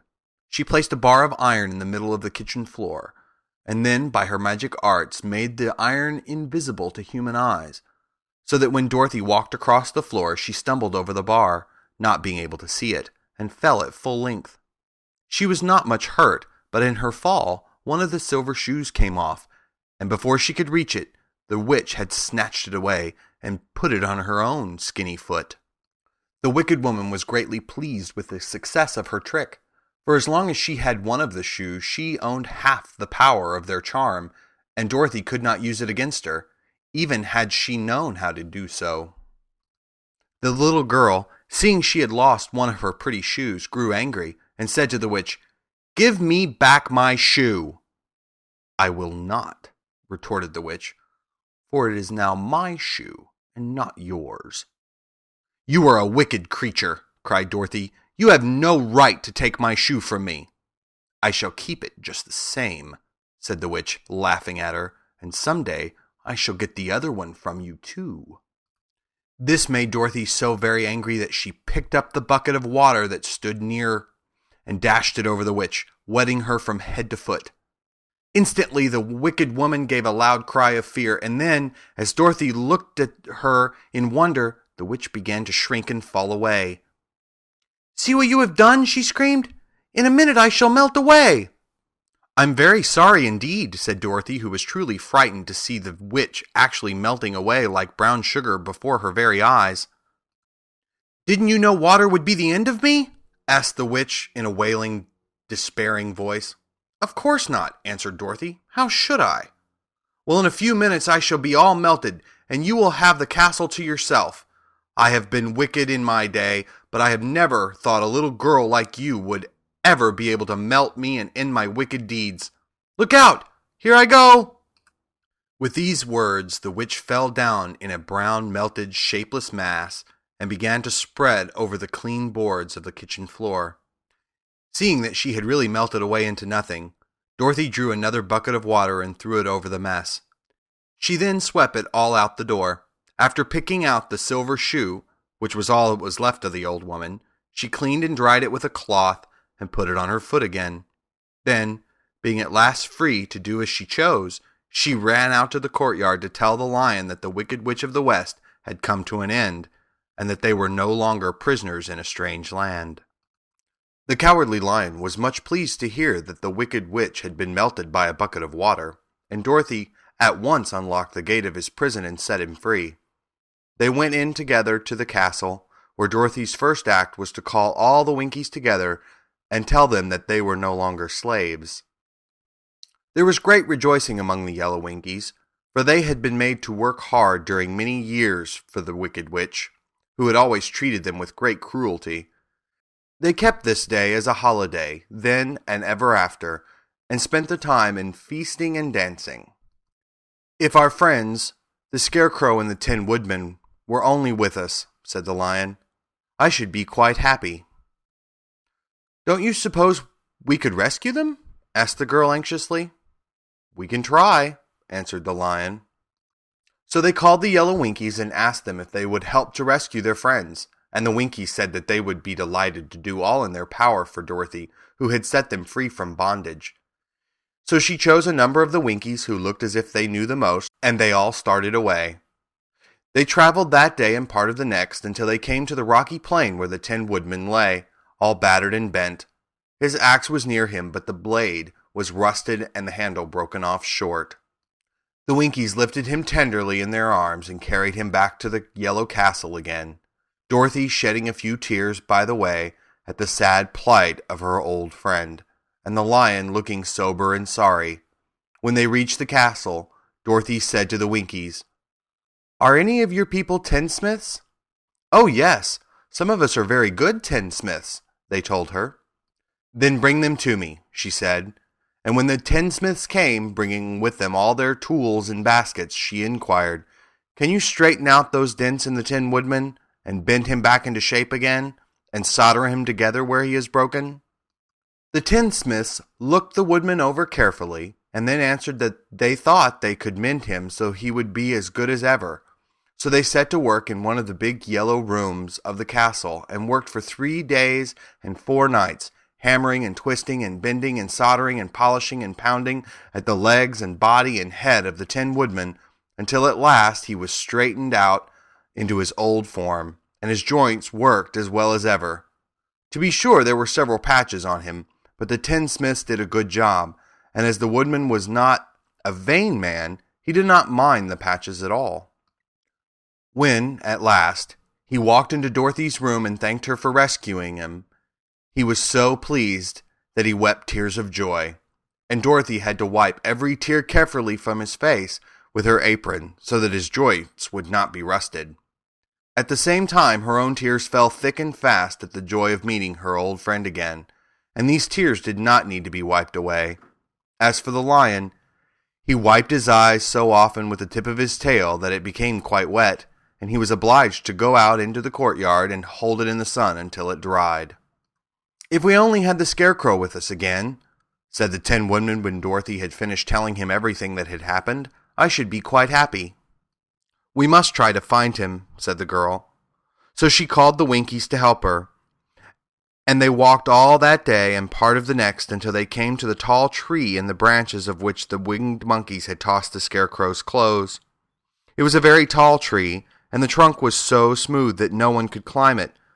But the Woodman said at once, "I'll chop it down, and then we can get the Scarecrow's clothes." Now while the tinsmiths had been working on mending the Woodman himself, another of the Winkies, who was a goldsmith, had made an axe handle of solid gold and fitted it to the Woodman's axe, instead of the old broken handle. Others polished the blade until all the rust was removed and it glistened like burnished silver. As soon as he had spoke, the Tin Woodman began to chop, and in a short time the tree fell over with a crash, whereupon the Scarecrow's clothes fell out of the branches and rolled off on the ground. Dorothy picked them up and had the Winkies carry them back to the castle, where they were stuffed with nice, clean straw. And behold, here was the Scarecrow, as good as ever, thanking them over and over again for saving him. Now that they were reunited, Dorothy and her friends spent a few happy days at the Yellow Castle, where they found everything they needed to make them comfortable. But one day the girl thought of Aunt Em and said, "We must go back to Oz and claim his promise." "Yes," said the Woodman. "At last I shall get my heart, and I shall get my brains," added the Scarecrow joyfully. "And I shall get my courage," said the Lion thoughtfully. "And I shall get back to Kansas," cried Dorothy, clapping her hands. "Oh, let us start for the Emerald City tomorrow." This they decided to do. The next day they called the Winkies together and bade them goodbye. The Winkies were sorry to have them go, and they had grown so fond of the Tin Woodman that they begged him to stay and rule over them and the yellow land of the West. Finding they were determined to go, the Winkies gave Toto and the Lion each a golden collar, and to Dorothy they presented a beautiful bracelet studded with diamonds, and to the Scarecrow they gave a gold-headed walking stick to keep him from stumbling, and to the Tin Woodman they offered a silver oil can inlaid with gold and set with precious jewels. Every one of the travelers made the Winkies a pretty speech in return, and all shook hands with them until their arms ached. Dorothy went to the witch's cupboard to fill her basket with food for the journey, and there she saw the golden cap. She tried it on her own head and found that it fitted her exactly.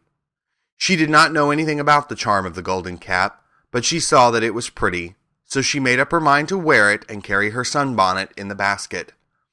Then, being prepared for the journey, they all started for the Emerald City, and the Winkies gave them 3 cheers and many good wishes to carry with them. You will remember that there was no road, not even a pathway, between the castle of the Wicked Witch and the Emerald City. When the 4 travelers went in search of the witch, she had seen them coming, and so sent the winged monkeys to bring them to her. It was much harder to find their way back through the big fields of buttercups and yellow daisies than it was being carried.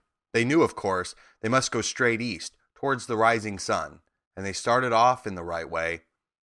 But at noon, when the sun was over their heads, they did not know which was east and which was west. And that was the reason they were lost in the great field. They kept on walking, however, and at night the moon came out and shone brightly. So they lay down among the sweet-smelling yellow flowers and slept soundly until morning, all but the Scarecrow and the Tin Woodman. The next morning, the sun was behind a cloud, but they started on, as if they were quite sure which way they were going. "If we walk far enough," said Dorothy, "I am sure we shall sometime come to some place." But day by day passed away, and they still saw nothing before them but the scarlet field. The Scarecrow began to grumble a bit. "We have surely lost our way," he said, "and unless we find it again in time to reach the Emerald City, I shall never get my brains." "Nor I a heart," declared the Tin Woodman. "It seems to me that I can scarcely wait till I get to Oz, and you must admit that this is a very long journey." "You see," said the Cowardly Lion with a whimper, "I haven't the courage to keep tramping forever without getting anywhere at all." Then Dorothy lost heart. She sat down on the grass and looked at her companions, and they sat down and looked at her. And Toto found that for the first time in his life he was too tired to chase a butterfly that flew past his head. So he put out his tongue and panted and looked at Dorothy as if to ask what they should do next. "Suppose we call the field mice," she suggested. "They could probably tell us the way to the Emerald City." To be sure they could, cried the Scarecrow. Why didn't we think of that before? Dorothy blew the little whistle that she had always carried about her neck since the Queen of the Mice had given it to her. In a few minutes they heard the pattering of tiny feet, and many of the small gray mice came running up to her. Among them was the Queen herself, who asked in a squeaky little voice, "What can I do for my friends?" "We have lost our way," said Dorothy. "Can you tell us where the Emerald City is?" "Certainly," answered the Queen. "But it is a great way off, for you have had it at your backs all this time." Then she noticed Dorothy's golden cap and said, "Why don't you use the charm of the cap and call the winged monkeys to you? They will carry you to the city of Oz in less than an hour." "I didn't know there was a charm," answered Dorothy in surprise. "What is it?" "It is written inside the golden cap," replied the Queen of the Mice. "But if you are going to call the winged monkeys, we must run away, for they are full of mischief and think it great fun to plague us." "Won't they hurt me?" asked the girl anxiously. "Oh no, they must obey the wearer of the cap. Goodbye," and she scampered out of sight with all the mice hurrying after her. Dorothy looked inside the golden cup and saw some words written upon the lining. These, she thought, must be the charm, so she read the directions carefully and put the cap upon her head. "Epi, peppy, cocky," she said, standing on her left foot. "What did you say?" asked the Scarecrow, who did not know what she was doing. "Helo, holo, hello," Dorothy went on, standing this time on her right foot. "Hello," replied the Tin Woodman calmly. "Zizzy, zoozy, zick," and said Dorothy, who was now standing on both feet. This ended the saying of the charm, and they heard a great chattering and flapping of wings as the band of winged monkeys flew up to them. The king bowed low before Dorothy and asked, "What is your command?" "We wish to go to the Emerald City," said the child, "and we have lost our way." "We will carry you," replied the king, and no sooner than he had spoken than two of the monkeys caught Dorothy in their arms and flew away with her. Others took the Scarecrow and the Woodman and the Lion, and one little monkey seized Toto and flew after them, although the dog tried hard to bite him. The Scarecrow and the Tin Woodman were rather frightened at first, for they remembered how badly the winged monkeys had treated them before. But they saw that no harm was intended, so they rode through the air quite cheerfully, and had a fine time looking at the pretty gardens and woods far below them. Dorothy found herself riding easily between two of the biggest monkeys, one of them the king himself. They had made a chair of their hands and were careful not to hurt her. "Why do you have to obey the charm of the golden cap?" she asked. "That is a long story," answered the king, with a winged laugh. "But as we have a long journey before us, I will pass the time by telling you about it, if you wish." "I shall be glad to hear it," she replied. "Once," began the leader, "we were a free people, living happily in the great forest, flying from tree to tree, eating nuts and fruit, and doing just as we pleased without calling anybody master. Perhaps some of us were rather too full of mischief at times, flying down to pull the tails of the animals that had no wings, chasing birds and throwing nuts at the people who walked in the forest. But we were careless and happy and full of fun, and enjoyed every minute of the day. This was many years ago, long before Oz came out of the clouds to rule over this land. There lived here then, away at the north, a beautiful princess, who was also a powerful sorceress. All her magic was used to help the people, and she was never known to hurt anyone who was good. Her name was Gaylayet, and she lived in a handsome palace built from great blocks of ruby. Everyone loved her, but her greatest sorrow was that she could find no one to love in return, since all the men were much too stupid and ugly to mate with one so beautiful and wise. At last, however, she found a boy who was handsome and manly and wise beyond his years. Gaylayet made up her mind that when he grew to be a man, she would make him her husband. So she took him to her ruby palace and used all her magic powers to make him as strong and good and lovely as any woman could wish. When he grew to manhood, Kulala, as he was called, was said to be the best and wisest man in all the land, while his manly beauty was so great that Gaylayet loved him dearly and hastened to make everything ready for the wedding. My grandfather was at the time the king of the winged monkeys, which lived in the forest near Gaylayet's palace, and the old fellow loved a joke better than a good dinner. One day, just before the wedding, my grandfather was flying out with his band when he saw Kulala walking beside the river. He was dressed in a rich costume of pink silk and purple velvet, and my grandfather thought he would see what he could do.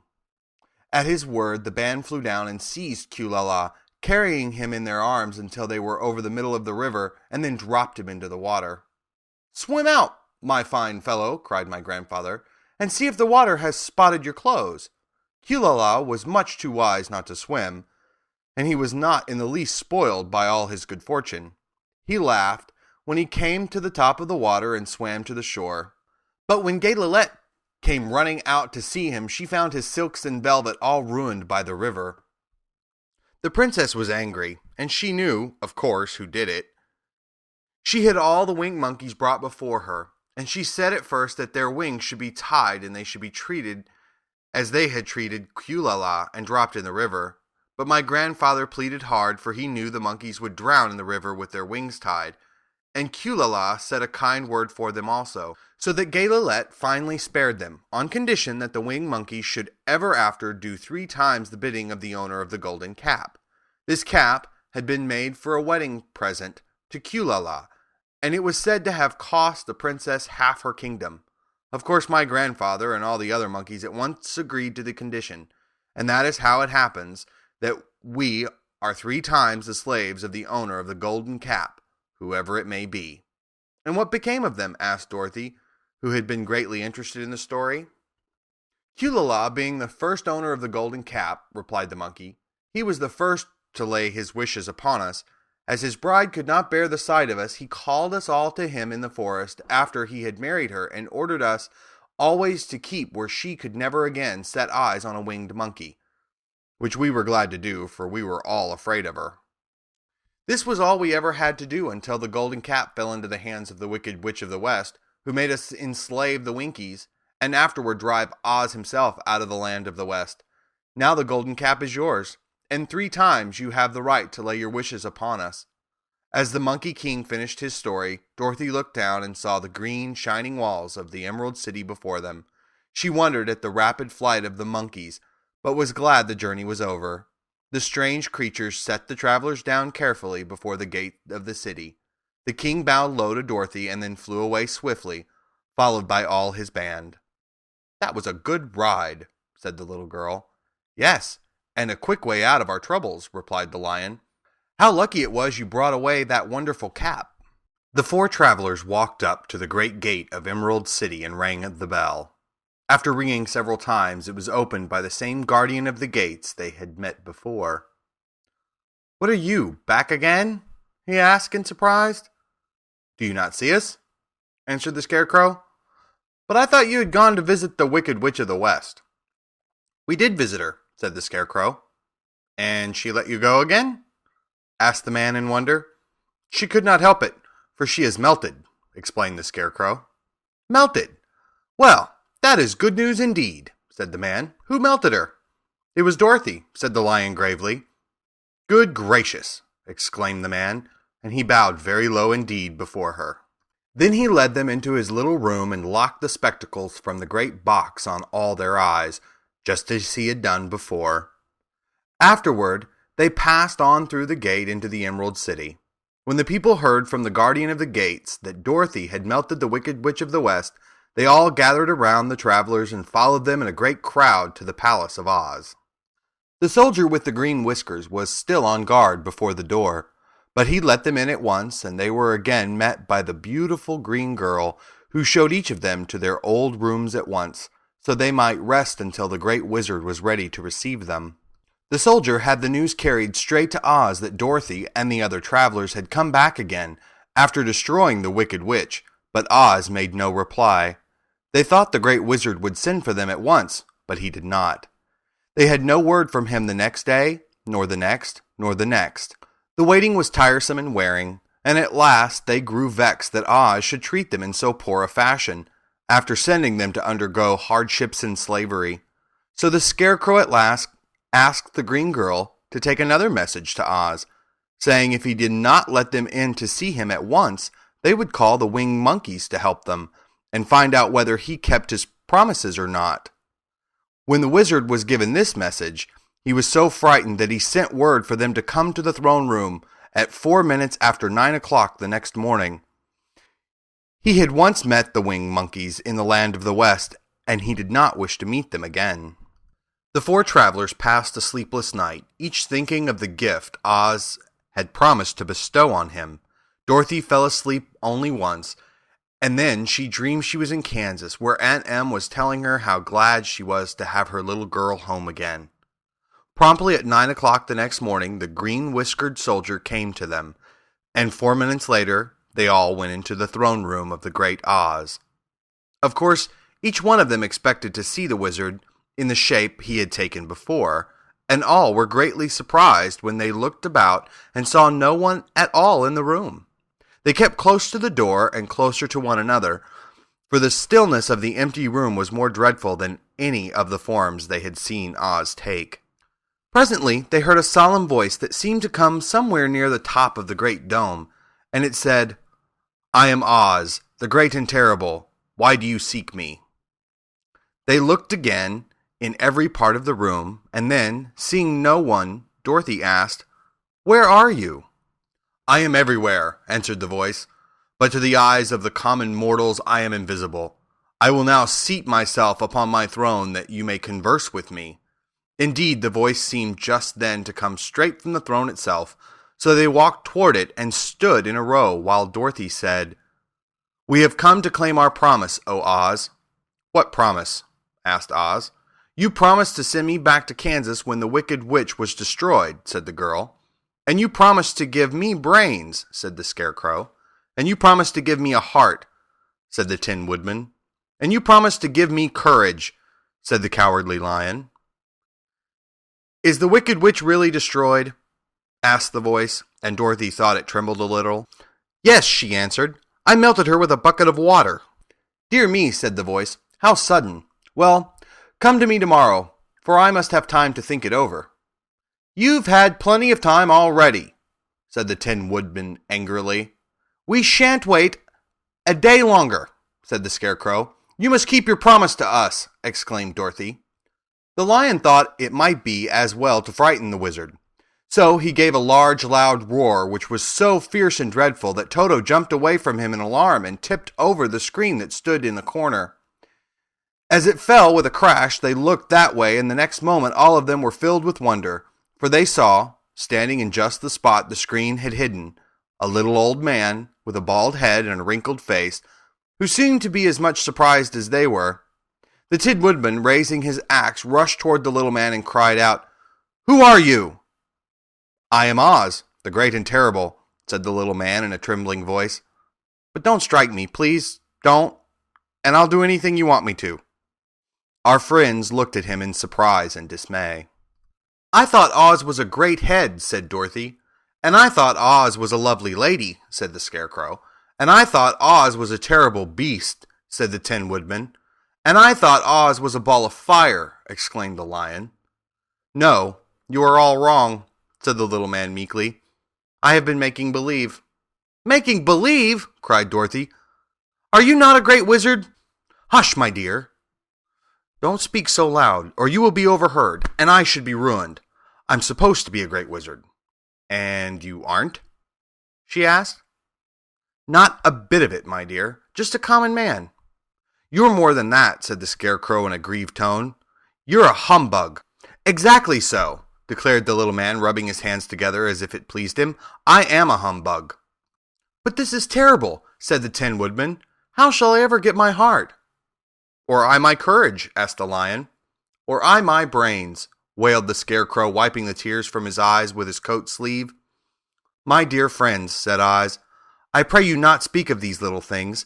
Think of me and the terrible trouble I am in at being found out." "Doesn't anyone else know you're a humbug?" asked Dorothy. "No one knows it but you four, and myself," replied Oz. "I have fooled everyone so long that I thought I should never be found out. It was a great mistake my ever letting you into the throne room. Usually I will not see even my subjects, and so they believe I am something terrible." "But I don't understand," said Dorothy in bewilderment. "How was it that you appeared to me as a great head?" "That was one of my tricks," answered Oz. "Step this way, please, and I will tell you all about it." He led the way to a small chamber in the rear of the throne room, and they all followed him. He pointed to one corner in which lay the great head, made out of many thicknesses of paper and with a carefully painted face. "This I hung from the ceiling by a wire," said Oz.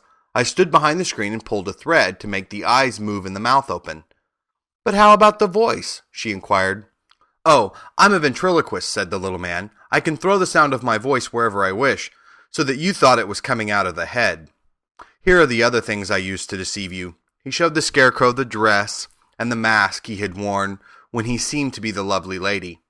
And the Tin Woodman saw that his terrible beast was nothing but a lot of skins, sewn together with slats to keep their sides out. As for the ball of fire, the false wizard had hung that also from the ceiling. It was really a ball of cotton, but when oil was poured upon it, the ball burned fiercely. "Really," said the Scarecrow, "you ought to be ashamed of yourself for being such a humbug." I certainly am," answered the little man sorrowfully. "But it was the only thing I could do. Sit down, please. There are plenty of chairs, and I will tell you my story." So they sat down and listened while he told the following tale. "I was born in Omaha." "Why, that isn't very far from Kansas," cried Dorothy. "No, but it's farther from here," he said, shaking his head at her sadly. "When I grew up, I became a ventriloquist. And at that, I was very well trained by a great master. I can imitate any kind of bird or beast."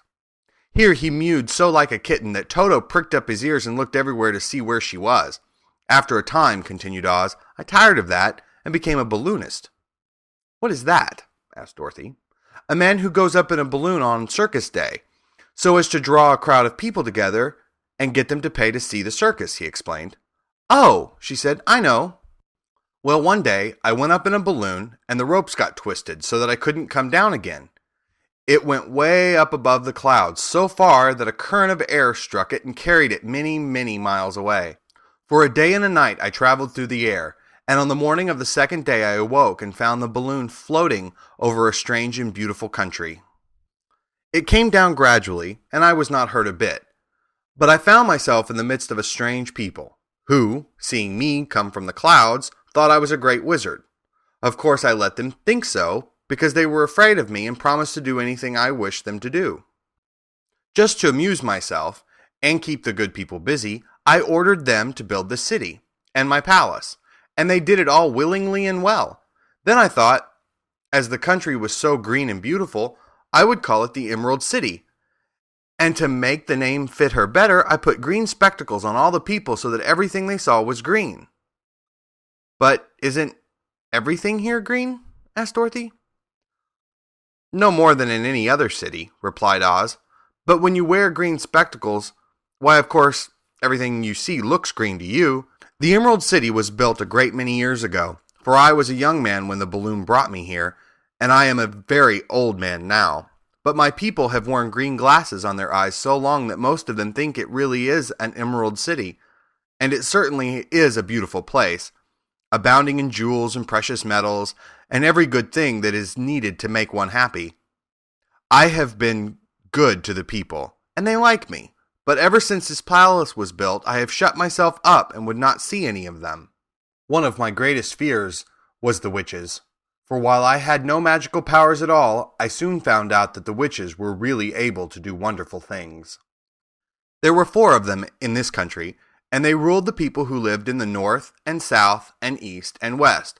Fortunately, the witches of the north and the south were good, and I knew they would do me no harm. But the witches of the east and the west were terribly wicked, and had they not thought I was more powerful than they themselves, they would surely have destroyed me. As it was, I lived in deadly fear of them for many years, so you can imagine how pleased I was when I heard your house had fallen on the wicked witch of the east. When you came to me, I was willing to promise you anything if you would only do away with the other witch, but now that you have melted her, I'm ashamed to say that I cannot keep my promises." "I think you are a very bad man," said Dorothy. "Oh, no, my dear, I'm really a very good man, but I'm a very bad wizard, I must admit." "Can't you give me brains?" asked the Scarecrow. "You don't need them. You are learning something every day. A baby has brains, but it doesn't know much. Experience is the only thing that brings knowledge, and the longer you are on Earth, the more experience you are sure to get." "That may all be true," said the Scarecrow, "but I shall be very unhappy unless you give me brains." The false wizard looked at him carefully. "Well," he said with a sigh, "I'm not much of a magician, as I said, but if you will come to me tomorrow morning, I will stuff your head with brains. I cannot tell you how to use them, however. You must find that out for yourself." "Oh, thank you, cried the Scarecrow. "I'll find a way to use them, never fear." "But how about my courage?" asked the Lion anxiously. "You have plenty of courage, I'm sure," answered Oz. "All you need is confidence in yourself. There is no living thing that is not afraid when it faces danger. The true courage is in facing danger when you are afraid, and that kind of courage you have in plenty." "Perhaps I have, but I'm scared just the same," said the Lion. "I shall really be very unhappy unless you give me the sort of courage that makes one forget he is afraid." "Very well, I will give you that sort of courage tomorrow," replied Oz. "How about my heart?" asked the Tin Woodman. "Why, as for that," answered Oz, "I think you are wrong to want a heart. It makes most people unhappy. If you only knew it, you are in luck not to have a heart." "That must be a matter of opinion," said the Tin Woodman. "For my part, I will bear all the unhappiness without a murmur if you will give me the heart." "Very well," answered Oz meekly. "Come to me tomorrow and you shall have a heart. I have played wizard for so many years that I may as well continue the part a little longer." "And now," said Dorothy, "how am I to get back to Kansas?" "We shall have to think about that," replied the little man. "Give me 2 or 3 days to consider the matter, and I'll try to find a way to carry you over the desert. In the meantime, you shall all be treated as my guests, and while you live in the palace, my people will wait upon you and obey your slightest wish. There is only one thing I ask in return for my help, such that it is. You must keep my secret and tell no one I am a humbug." They agreed to say nothing of what they had learned, and went back to their rooms in high spirits. Even Dorothy had hoped that the great and terrible Humbug, as she had called him, would find a way to send her back to Kansas, and if he did, she was willing to forgive him everything. Next morning, the Scarecrow said to his friends, "Congratulate me. I am going to Oz to get my brains at last. When I return, I shall be as other men are." "I have always liked you as you were," said Dorothy simply. "It is kind of you to like a Scarecrow," he replied, "but surely you will think more of me when you hear the splendid thoughts my new brain is going to turn out." Then he said goodbye to them all in a cheerful voice, and went to the throne room, where he rapped upon the door. "Come in," said Oz. The Scarecrow went in and found the little man sitting down by the window, engaged in deep thought.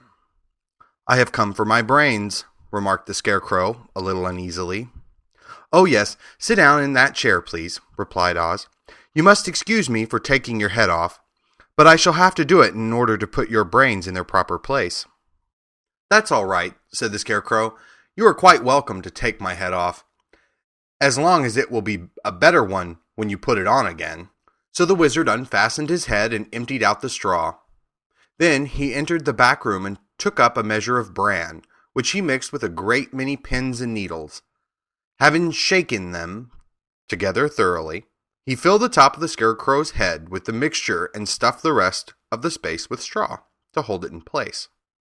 When he fastened the Scarecrow's head on his body again, he said to him, "Hereafter you will be a great man, for I have given you a lot of brand new brains." The Scarecrow was both pleased and proud at the fulfillment of his greatest wish, and having thanked Oz warmly, he went back to his friends. Dorothy looked at him curiously. His head was quite bulged out at the top with brains. "How do you feel?" she asked. "I feel wise indeed," he answered earnestly. "When I get used to my brains, I shall know everything." "Why are those needles and pins sticking out of your head?" asked the Tin Woodman. "That is proof that he is sharp," remarked the Lion. "Well, I must go to Oz and get my heart," said the Woodman. So he walked to the throne room and knocked at the door. "Come in," called Oz, and the Woodman entered and said, "I have come for my heart."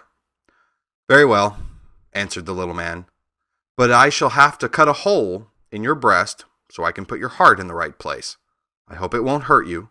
"Oh no," answered the Woodman. "I shall not feel it at all." So Oz brought a pair of tinsmith shears and cut a small, square hole in the left side of the Tin Woodman's breast. Then, going to a chest of drawers, he took out a pretty heart, made entirely of silk and stuffed with sawdust. "Isn't it a beauty?" he asked. "It is indeed," replied the Woodman, who was greatly pleased. "But is it a kind heart?" "Oh, very," answered Oz. He put the heart in the Woodman's breast and then replaced the square of tin, soldering it neatly together where it had been cut. "There," he said. "Now you have a heart that any man might be proud of. I am sorry that I had to put a patch on your breast, but it really couldn't be helped." "Never mind the patch," exclaimed the happy Woodman. "I am very grateful to you, and shall never forget your kindness." "Don't speak of it," replied Oz. Then the Tin Woodman went back to his friends, who wished him every joy on account of his good fortune. The Lion now walked to the throne room and knocked at the door. "Come in," said Oz. "I have come for my courage," announced the Lion, entering the room. "Very well," answered the little man. "I will get it for you." He went to a cupboard and, reaching up to a high shelf, took down a square green bottle, the contents of which he poured into a green gold dish, beautifully carved. Placing this before the Cowardly Lion, who sniffed at it as if he did not like it, the wizard said, "Drink." "What is it?" asked the Lion. "Well," answered Oz, "if it were inside of you, it would be courage. You know, of course, that courage is always inside one, so that this really cannot be called courage until you have swallowed it. Therefore, I advise you to drink it as soon as possible." The Lion hesitated no longer, but drank till the dish was empty. "How do you feel now?" asked Oz.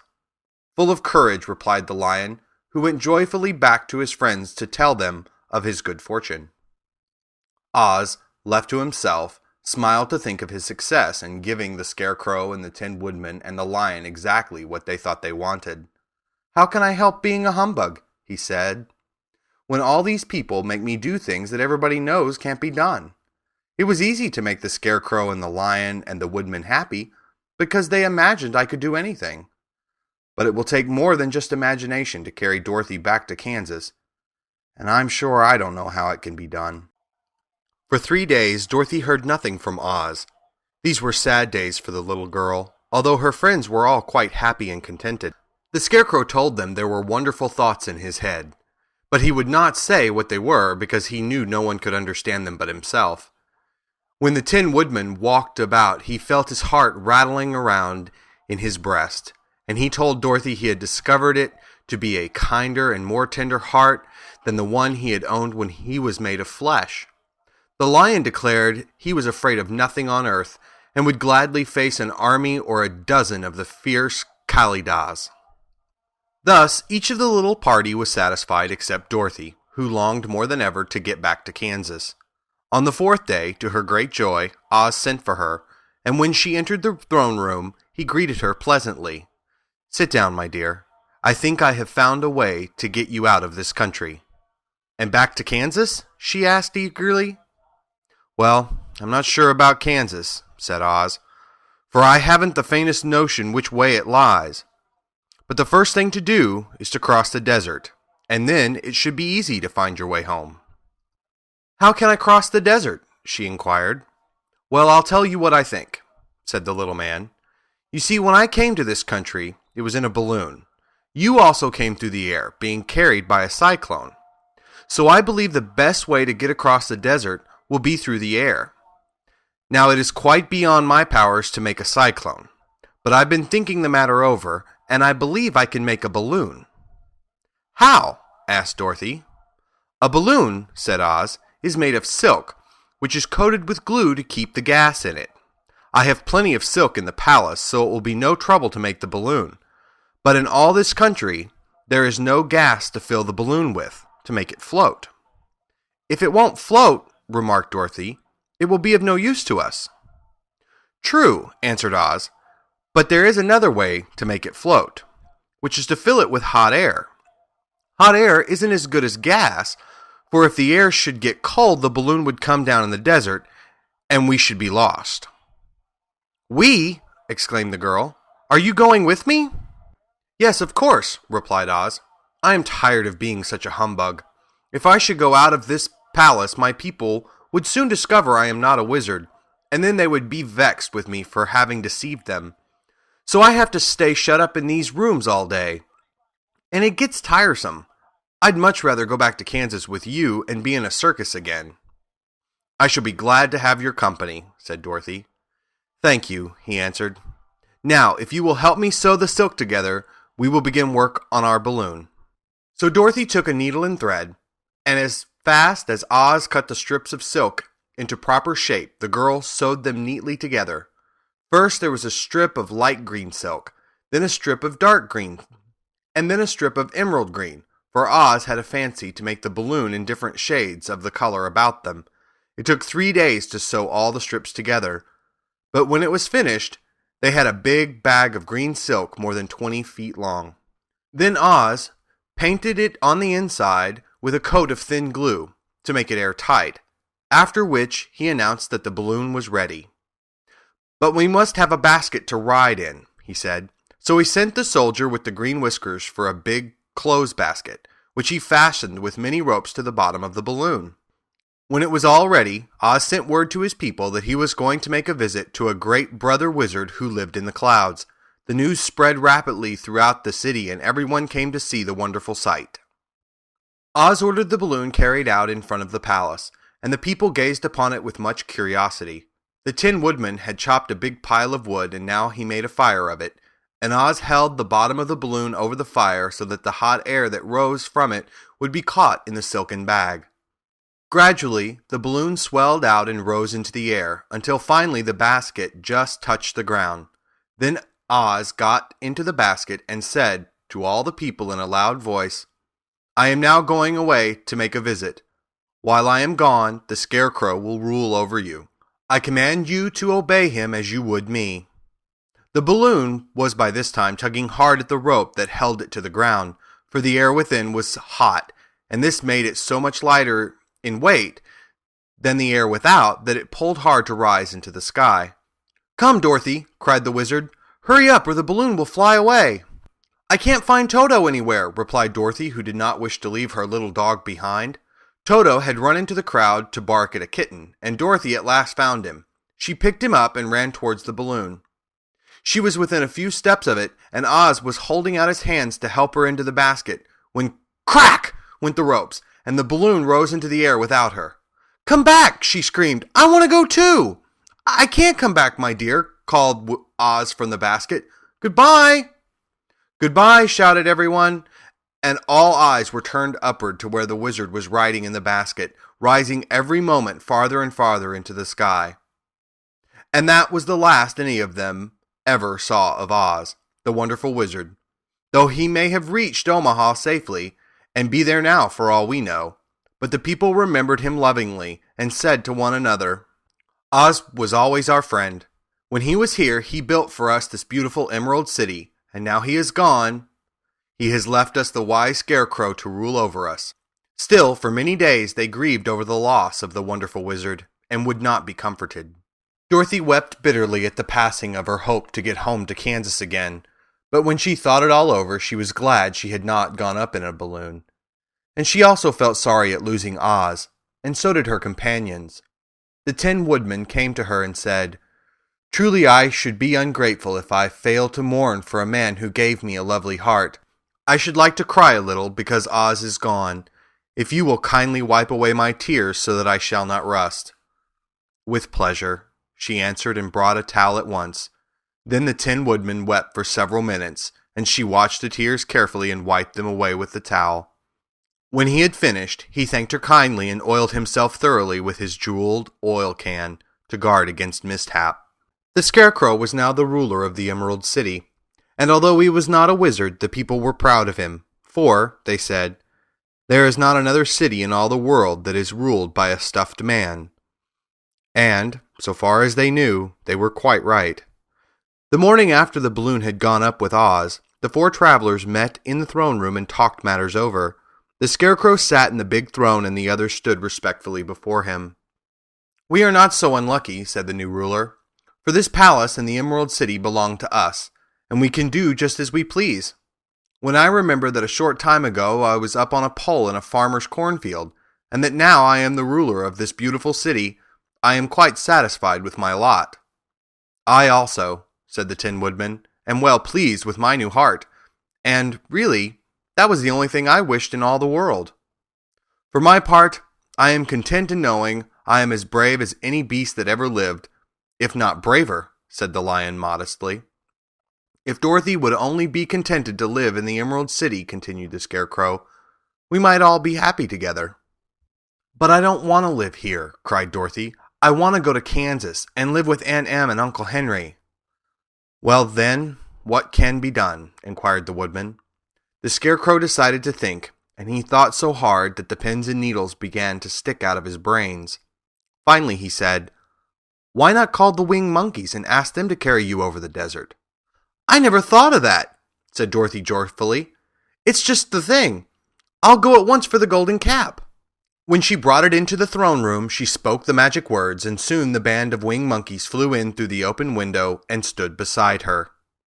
"This is the second time you have called us," said the Monkey King, bowing before the little girl. "What do you wish?" "I want you to fly with me to Kansas," said Dorothy. But the Monkey King shook his head. "This cannot be done," he said. "We belong to this country alone and cannot leave it. There has never been a winged monkey in Kansas yet, and I suppose there never will be, for they don't belong there. We shall be glad to serve you in any way in our power, but we cannot cross the desert. Goodbye." And with another bow, the Monkey King spread his wings and flew away through the window, followed by all his band. Dorothy was ready to cry with disappointment. "I have wasted the charm of the golden cap to no purpose," she said, "for the winged monkeys cannot help me." "It is certainly too bad," said the tender-hearted Woodman. The Scarecrow was thinking again, and his head bulged out so horribly that Dorothy feared it would burst. "Let us call in the soldier with the green whiskers," he said, "and ask his advice." So the soldier was summoned and entered the throne room timidly, for while Oz was alive, he never was allowed to come farther than the door. "This little girl," said the Scarecrow to the soldier, "wishes to cross the desert. How can she do so?" "I cannot tell," answered the soldier, "for no one has ever crossed the desert, unless it is Oz himself." "Is there no one who will help me?" asked Dorothy earnestly. "Glinda might," he suggested. "Who is Glinda?" inquired the Scarecrow. "The Witch of the South. She is the most powerful of all the witches, and rules over the Quadlings. Besides, her castle stands on the edge of the desert, so she may know a way to cross it." "Glinda is a good witch, isn't she?" asked the child. "The Quadlings think she is good," said the soldier, "and she is kind to everyone. I have heard that Glinda is a beautiful woman who knows how to keep young in spite of the many years she has lived." "How can I get to her castle?" asked Dorothy. "The road is straight to the south," he answered, "but is said to be full of dangers to travelers. There are wild beasts in the woods, and a race of queer men who do not like strangers to cross their country. For this reason, none of the Quadlings ever come to the Emerald City." The soldier then left them, and the Scarecrow said, "It seems, in spite of dangers, that the best thing Dorothy can do is travel to the land of the South and ask Glinda to help her. For, of course, if Dorothy stays here, she will never get back to Kansas." "You must have been thinking again," remarked the Tin Woodman. "I have," said the Scarecrow. "I shall go with Dorothy," declared the Lion, "for I am tired of your city and long for the woods and the country again. I am really a wild beast, you know. Besides, Dorothy will need someone to protect her." "That is true," agreed the Woodman. "My axe may be of service to her, so I shall go with her to the land of the South." "When shall we start?" asked the Scarecrow. "Are you going?" they asked in surprise. "Certainly. If it wasn't for Dorothy, I should never have had brains. She lifted me from the pole in the cornfield and brought me to the Emerald City. So my good luck is all due to her, and I shall never leave her until she starts back to Kansas for good and all." "Thank you," said Dorothy gratefully. "You are all very kind to me. But I should like to start as soon as possible." "We shall go tomorrow morning," returned the Scarecrow. "So, now let us all get ready, for it will be a long journey." The next morning, Dorothy kissed the pretty green girl goodbye, and they all shook hands with the soldier with the green whiskers, who had walked with them as far as the gate. When the guardian of the gate saw them again, he wondered greatly that they could leave the beautiful city to get into new trouble. But he at once unlocked their spectacles, which he put back into the green box, and gave them many good wishes to carry with them. "You are now our ruler," he said to the Scarecrow, "so you must come back to us as soon as possible." "I certainly shall if I am able," the Scarecrow replied, "but I must help Dorothy get home first." As Dorothy bade the good-natured guardian a last farewell, she said, "I have been very kindly treated in your lovely city, and everyone has been good to me. I cannot tell you how grateful I am." "Don't try, my dear," he answered. "We should like to keep you with us, but if it is your wish to return to Kansas, I hope you will find a way." He then opened the gate of the outer wall, and they walked forth and started upon their journey. The sun shone brightly as our friends turned their faces toward the land of the South. They were all in the best of spirits and laughed and chatted together. Dorothy was once more filled with the hope of getting home, and the Scarecrow and the Tin Woodman were glad to be of use to her. As for the lion, he sniffed the fresh air with delight and whisked his tail from side to side in pure joy at being in the country again, while Toto ran around them and chased the moths and butterflies, barking merrily all the time. "City life does not agree with me at all," remarked the lion as they walked along at a brisk pace. "I have lost much flesh since I lived there, and now I am anxious for a chance to show the other beasts how courageous I have grown." They now turned and took a last look at the Emerald City. All they could see was a mass of towers and steeples behind the green walls, and high up above everything the spires and dome of the Palace of Oz. "Oz was not such a bad wizard after all," said the Tin Woodman, as he felt his heart rattling around in his breast. "He knew how to give me brains, and very good brains, too," said the Scarecrow. "If Oz had taken a dose of the same courage he gave me," added the lion, "he would have been a brave man." Dorothy said nothing. Oz had not kept the promise he made her, but he had done his best, so she forgave him. As he said, he was a good man, even if he was a bad wizard. The first day's journey was through the green fields and bright flowers that stretched about the Emerald City on every side. They slept that night on the grass, with nothing but the stars over them, and they rested very well indeed. In the morning they traveled on until they came to a thick wood. There was no way of going around it, for it seemed to extend to the right and left as far as they could see, and, besides, they did not dare change the direction of their journey, for fear of getting lost. So they looked for the place where it would be easiest to get into the forest.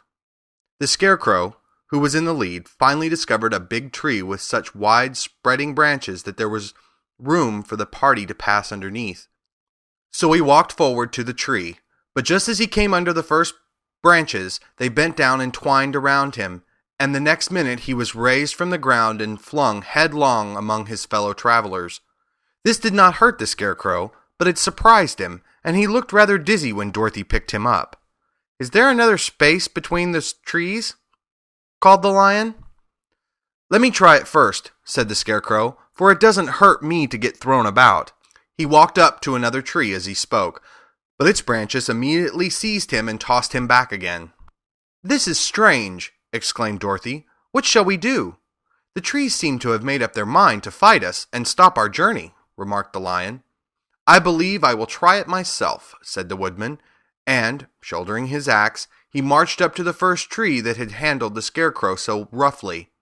When a big branch bent down to seize him, the Woodman chopped at it so fiercely that he cut it in two. At once the tree began shaking all its branches as if in pain, and the Tin Woodman passed safely under it. "Come on," he shouted to the others.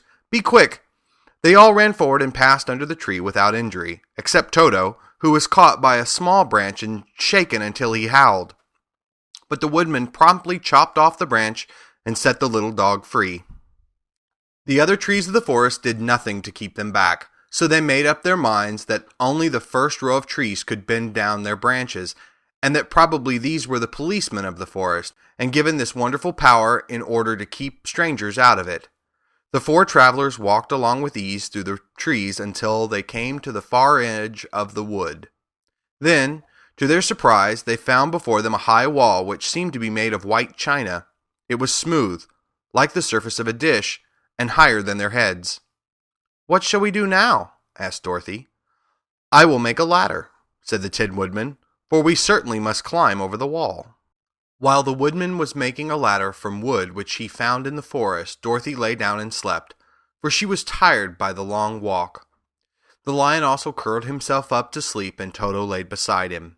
The Scarecrow watched the Woodman while he worked, and said to him, "I cannot think of why this wall is here, nor what it is made of." "Rest your brains and do not worry about the wall," replied the Woodman. "When we have climbed over it, we shall know what's on the other side." After a time the ladder was finished. It looked clumsy, but the Tin Woodman was sure it was strong and would answer their purpose. The Scarecrow waked Dorothy and the Lion and Toto, and told them that the ladder was ready. The Scarecrow climbed up the ladder first, but he was so awkward that Dorothy had to follow close behind and keep him from falling off. When he got his head over the top of the wall, the Scarecrow said, "Oh my!" "Go on!" exclaimed Dorothy.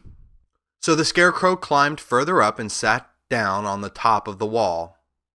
And Dorothy put her head over and cried, "Oh my!" just as the Scarecrow had done. Then Toto came up and immediately began to bark, but Dorothy made him be still. The Lion climbed the ladder next, and the Tin Woodman came last, but both of them cried, "Oh my!" as soon as they looked over the wall. When they were all sitting in a row on the top of the wall, they looked down and saw a strange sight. Before them was a great stretch of country, having a floor as smooth and shining and white as the bottom of a big platter. Scattered around were many houses made entirely of china and painted in the brightest colors. These houses were quite small, the biggest of them reaching only as high as Dorothy's waist. There were also pretty little barns with china fences around them, and many cows and sheep and horses and pigs and chickens, all made of china, were standing about in groups. But the strangest of all were the people who lived in this queer country. There were milkmaids and shepherdesses with brightly colored bodices and golden spots all over their gowns, and princesses with most gorgeous frocks of silver and gold and purple, and shepherds dressed in knee breeches with pink and yellow and blue stripes down them, and golden buckles on their shoes, and princes with jeweled crowns upon their heads, wearing ermine robes and satin doublets, and funny clowns in ruffled gowns with round red spots upon their cheeks and tall pointed caps. And strangest of all, these people were all made of china, even to their clothes, and were so small that the tallest of them was no higher than Dorothy's knee. No one did so much as look at the travelers at first, except one little purple china dog with an extra large head, which came to the wall and barked at them in a tiny voice, afterwards running away again. "How shall we get down?" asked Dorothy. They found the ladder so heavy that they could not pull it up, so the Scarecrow fell off the wall, and the others jumped down upon him so that the hard floor would not hurt their feet. Of course, they took pains not to light on his head and get the pins in their feet. When all were safely down, they picked up the Scarecrow, whose body was quite flattened out, and patted his straw into shape again. "We must cross this strange place in order to get to the other side," said Dorothy, "for it would be unwise for us to go any other way except due south." They began walking through the country of the China people, and the first thing they came to was a China milkmaid milking a China cow. As they drew near, the cow suddenly gave a kick and kicked over the stool, the pail, and even the milkmaid herself, and all fell on the china ground with a great clatter. Dorothy was shocked to see that the cow had broken her leg off, and that the pail was lying in several small pieces, while the poor milkmaid had a nick in her left elbow. "There!" cried the milkmaid angrily. "See what you have done? My cow has broken her leg, and I must take her to the mender's shop and have it glued on again. What do you mean by coming here and frightening my cow?" "I'm very sorry," returned Dorothy. "Please forgive us." But the pretty milkmaid was much too vexed to make any answer. She picked up the leg sulkily and led her cow away, the poor animal limping on 3 legs. As she left them, The milkmaid cast many reproachful glances over her shoulder at the clumsy strangers, holding her nicked elbow close to her side. Dorothy was quite grieved at this mishap. "We must be very careful here," said the kind-hearted Woodman, "or we may hurt these pretty little people so they will never get over it." A little farther on, Dorothy met a beautifully dressed young princess, who stopped short as she saw the strangers and started to run away. Dorothy wanted to see more of the princess, so she ran after her, but the China girl cried out, "Don't chase me! Don't chase me!" She had such a frightened little voice that Dorothy stopped and said, "Why not?" "Because," answered the princess, also stopping a safe distance away, "if I run, I may fall down and break myself." "But could you not be mended?" asked the girl. "Oh yes, but one is never so pretty after being mended, you know," replied the princess. "I suppose not," said Dorothy. "Now there is Mr. Joker, one of our clowns," continued the China lady, "who is always trying to stand upon his head. He has broken himself so often that he is mended in 100 places, and doesn't look at all pretty.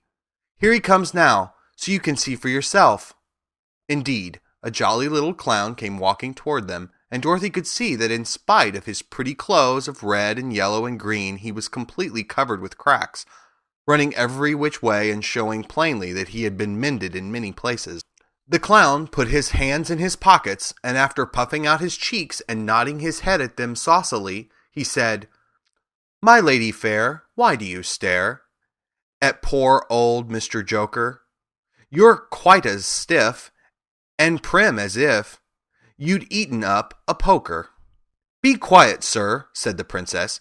"Can't you see these are strangers and should be treated with respect?" "Well, that's respect, I expect," declared the clown, and immediately stood upon his head. "Don't mind Mr. Joker," said the princess to Dorothy. "He is considerably cracked in his head, and that makes him foolish." "Oh, I don't mind him a bit," said Dorothy. "But you are so beautiful," she continued, "that I am sure I could love you dearly. Won't you let me carry you back to Kansas and stand you on Aunt Em's mantle? I could carry you in my basket." "That would make me very unhappy," answered the China princess. "You see, here in our country, we live contentedly, and can talk and move around as we please. But whenever any of us are taken away, our joints at once stiffen, and we can only stand straight and look pretty. Of course, that is all that is expected of us when we are on mantels and cabinets and drawing-room tables, but our lives are much pleasanter here in our own country."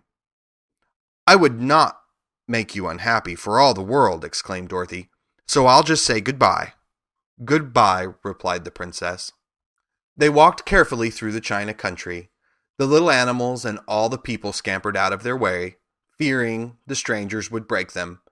And after an hour or so, the travelers reached the other side of the country and came to another China wall. It was not so high as the first, however, and by standing upon the lion's back, they all managed to scramble to the top. Then the lion gathered his legs under him and jumped on the wall. But just as he jumped, he upset a China church with his tail and smashed it all to pieces. "That was too bad," said Dorothy. "But really I think we were lucky in not doing these little people more harm than breaking a cow's leg in a church. They are all so brittle." "They are indeed," said the Scarecrow, "and I am thankful I am made of straw and cannot be easily damaged. There are worse things in the world than being a scarecrow." After climbing down from the China wall, the travelers found themselves in a disagreeable country, full of bogs and marshes and covered with tall, rank grass. It was difficult to walk without falling into muddy holes, for the grass was so thick that it hid them from sight. However, by carefully picking their way, they got safely along until they reached solid ground. But here the country seemed wilder than ever, and after a long and tiresome walk through the underbrush, they entered another forest, where the trees were bigger and older than any they had ever seen. "This forest is perfectly delightful," declared the lion, looking around him with joy. "Never have I seen a more beautiful place." "It seems gloomy," said the Scarecrow. "Not a bit of it," answered the lion. "I should like to live here all my life. See how soft the dried leaves are under your feet, and how rich and green the moss is that clings to these old trees. Surely no wild beast could wish a pleasanter home." "Perhaps there are wild beasts in the forest now," said Dorothy. "I suppose there are," returned the lion, "but I do not see any of them about." They walked through the forest until it became too dark to go any farther. Dorothy and Toto and the lion lay down to sleep, while the Woodman and the Scarecrow kept watch over them as usual. When morning came, they started again. Before they had gone far, they heard a low rumble, as of the growling of many wild animals. Toto whimpered a little, but none of the others was frightened, and they kept along the well-trodden path until they came to an opening in the wood, in which there were gathered hundreds of beasts of every variety. There were tigers and elephants and bears and wolves and foxes and all the others in the natural history, and for a moment Dorothy was afraid. But the lion explained that the animals were holding a meeting, and he judged by their snarling and growling that they were in great trouble. As he spoke, several of the beasts caught sight of him, and at once the great assemblage hushed as if by magic. The biggest of the tigers came up to the lion and bowed, saying, "Welcome, O King of Beasts. You have come in good time to fight our enemy and bring peace to all the animals of the forest once more." "What is your trouble?" asked the lion quietly. "We are all threatened," answered the tiger, "by a fierce enemy which has lately come into this forest. It is a most tremendous monster, like a great spider, with a body as big as an elephant and legs as long as a tree trunk. It has 8 of these long legs, and as the monster crawls through the forest, he seizes an animal with a leg and drags it into his mouth, where it eats it as a spider does a fly. Not one of us is safe while this fierce creature is alive, and we had called a meeting to decide how to take care of ourselves when you came among us." The lion thought for a moment. "Are there any other lions in this forest?" he asked. "No. There were some, but the monster has eaten them all. And besides, there were none of them nearly so large and brave as you." "If I put an end to your enemy, will you bow down to me and obey me as king of the forest?" inquired the lion. "We will do that gladly," returned the tiger, and all the other beasts roared with a mighty roar. "We will!" "Where is this great spider of yours now?" asked the lion. "Yonder, among the oak trees," said the tiger, pointing with his forefoot. "Take good care of these friends of mine," said the lion, "and I will go at once to fight the monster." He bade his comrades goodbye and marched proudly away to do battle with the enemy. The great spider was lying asleep when the lion found him, and it looked so ugly that its foe turned up his nose in disgust. Its legs were quite as long as the tiger had said, and its body covered with coarse black hair. It had a great mouth with a row of sharp teeth, a foot long, but its head was joined to the pudgy body by a neck as slender as a wasp's waist. This gave the lion a hint of the best way to attack the creature. And as he knew it was easier to fight it asleep than awake, he gave a great spring and landed directly upon the monster's back. Then, with one blow of his heavy paw, all armed with sharp claws, he knocked the spider's head from its body. Jumping down, he watched it until the long legs stopped wiggling, when he knew that it was quite dead. The lion went back to the opening where the beasts of the forest were waiting for him and said proudly, "You need fear your enemy no longer." Then the beasts bowed down to the lion as their king, and he promised to come back and rule over them as soon as Dorothy was safely on her way to Kansas. The 4 travelers passed through the rest of the forest in safety, and when they came out of its gloom, saw before them a steep hill, covered from top to bottom with great pieces of rock. "That will be a hard climb," said the Scarecrow, "but we must get over the hill nevertheless." So he led the way, and the others followed. They had nearly reached the first rock when they heard a rough voice cry out, "Keep back!" "Who are you?" asked the Scarecrow. Then a head showed itself over the rock, and the same voice said, "This hill belongs to us, and we do not allow anyone to cross it." "But we must cross it," said the Scarecrow. "We are going to the country of the Quadlings." "But you shall not," replied the voice. And there stepped from behind the rock the strangest man the travelers had ever seen. He was quite short and stout and had a big head, which was flat at the top and supported by a thick neck full of wrinkles. But he had no arms at all, and, seeing this, the Scarecrow did not fear that so helpless a creature could prevent them from climbing the hill. So he said, "I am sorry not to do as you wish, but we must pass over your hill whether you like it or not." And he walked boldly forward. As quick as lightning, the man's head shot forward and his neck stretched out until the top of his head, where it was flat, struck the Scarecrow in the middle and sent him tumbling over and over down the hill. Almost as quickly as it came, the head went back to the body, and the man laughed harshly as he said, "It isn't as easy as you think." A chorus of boisterous laughter came from the other rocks, and Dorothy saw hundreds of armless hammerheads upon the hillside, one behind every rock. The lion became quite angry at the laughter caused by the Scarecrow's mishap, and giving a loud roar that echoed like thunder, he dashed up the hill. Again, a head shot swiftly out, and the great lion went rolling down the hill as if he had been struck by a cannonball. Dorothy ran down and helped the Scarecrow to his feet, and the lion came up to her, feeling rather bruised and sore, and said, "It is useless to fight people with shooting heads. No one can withstand them." "What can we do then?" she asked. "Call the winged monkeys," suggested the Tin Woodman. "You still have the right to command them once more." "Very well," she answered, and putting on the golden cap, she uttered the magic words.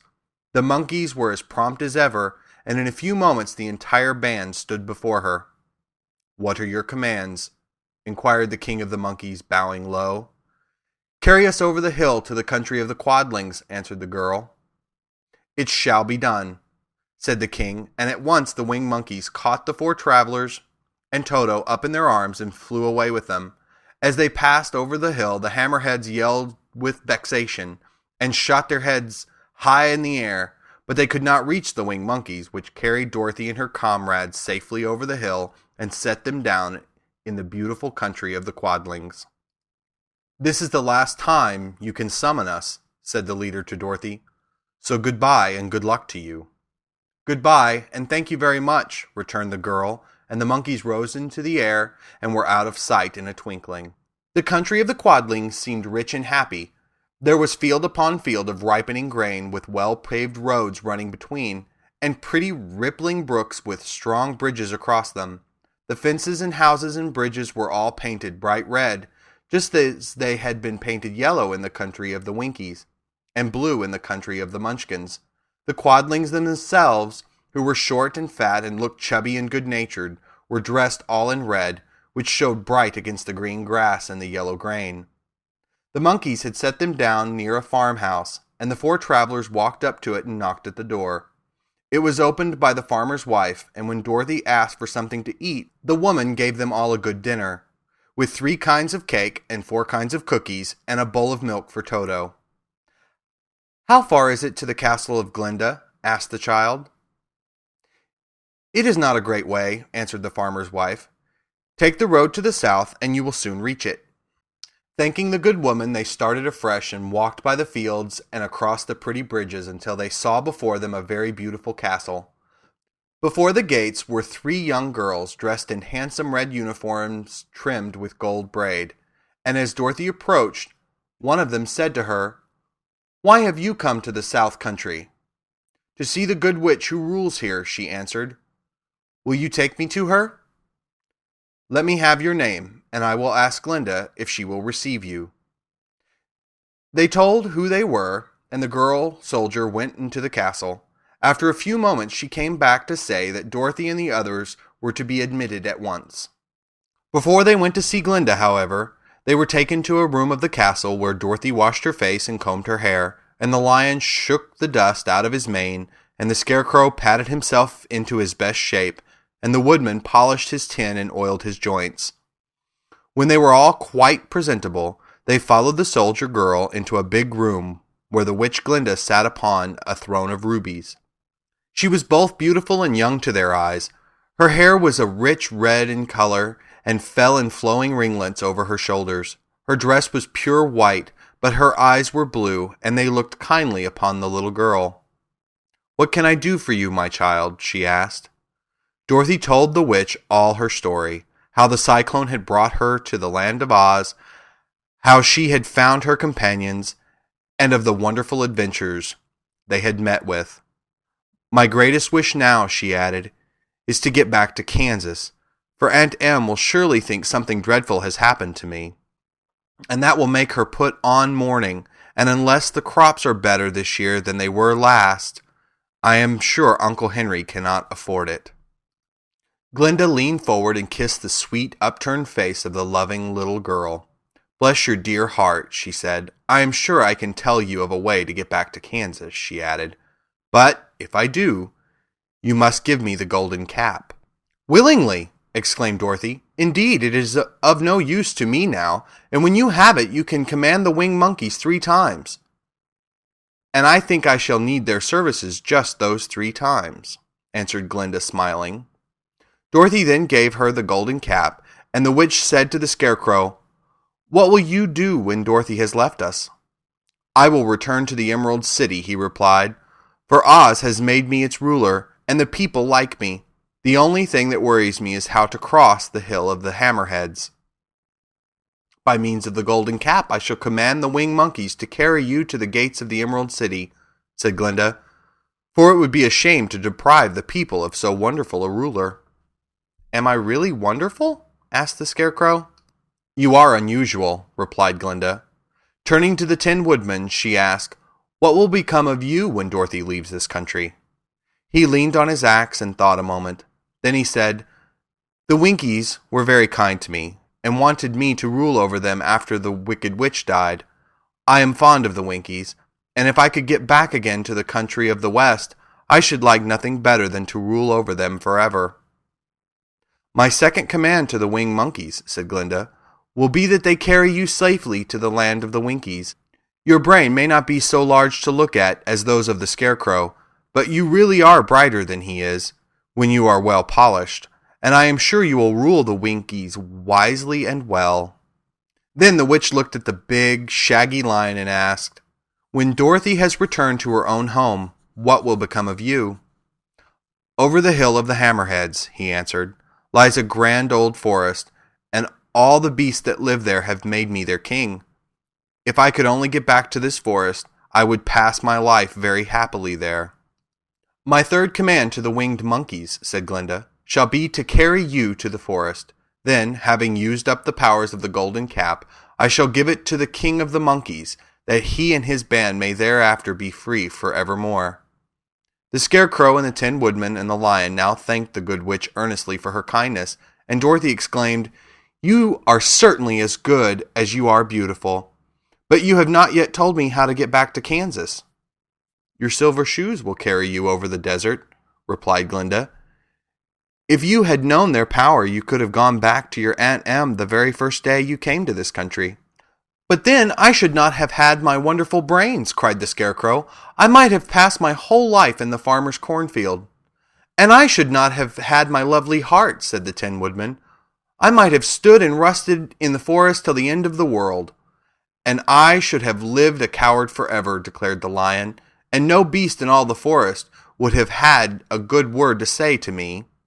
"This is all true," said Dorothy, "and I am glad I was of use to these good friends. But now that each of them has had what he most desired, and each is happy in having a kingdom to rule besides, I think I should like to go back to Kansas."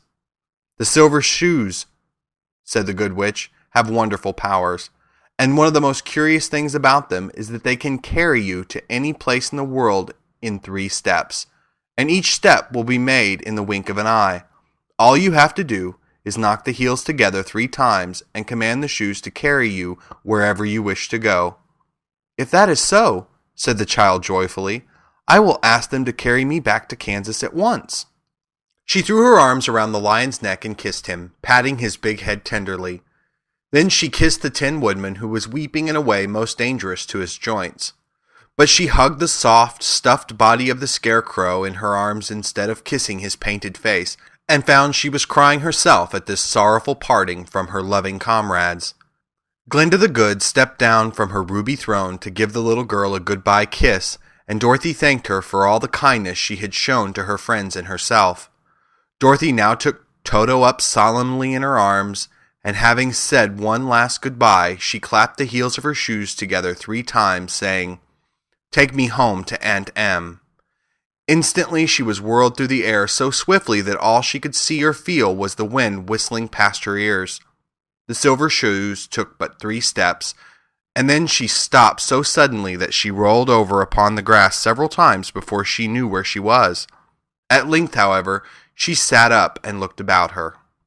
"Good gracious!" she cried, for she was sitting on the broad Kansas prairie, and just before her was the new farmhouse Uncle Henry built after the cyclone had carried away the old one. Uncle Henry was milking the cows in the barnyard, and Toto had jumped out of her arms and was running towards the barn, barking furiously.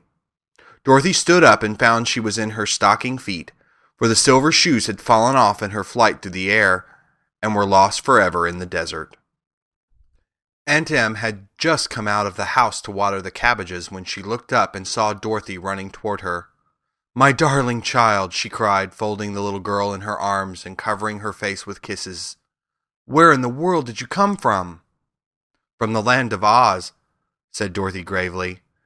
"And here is Toto, too. Oh, Aunt Em, I am so glad to be home again."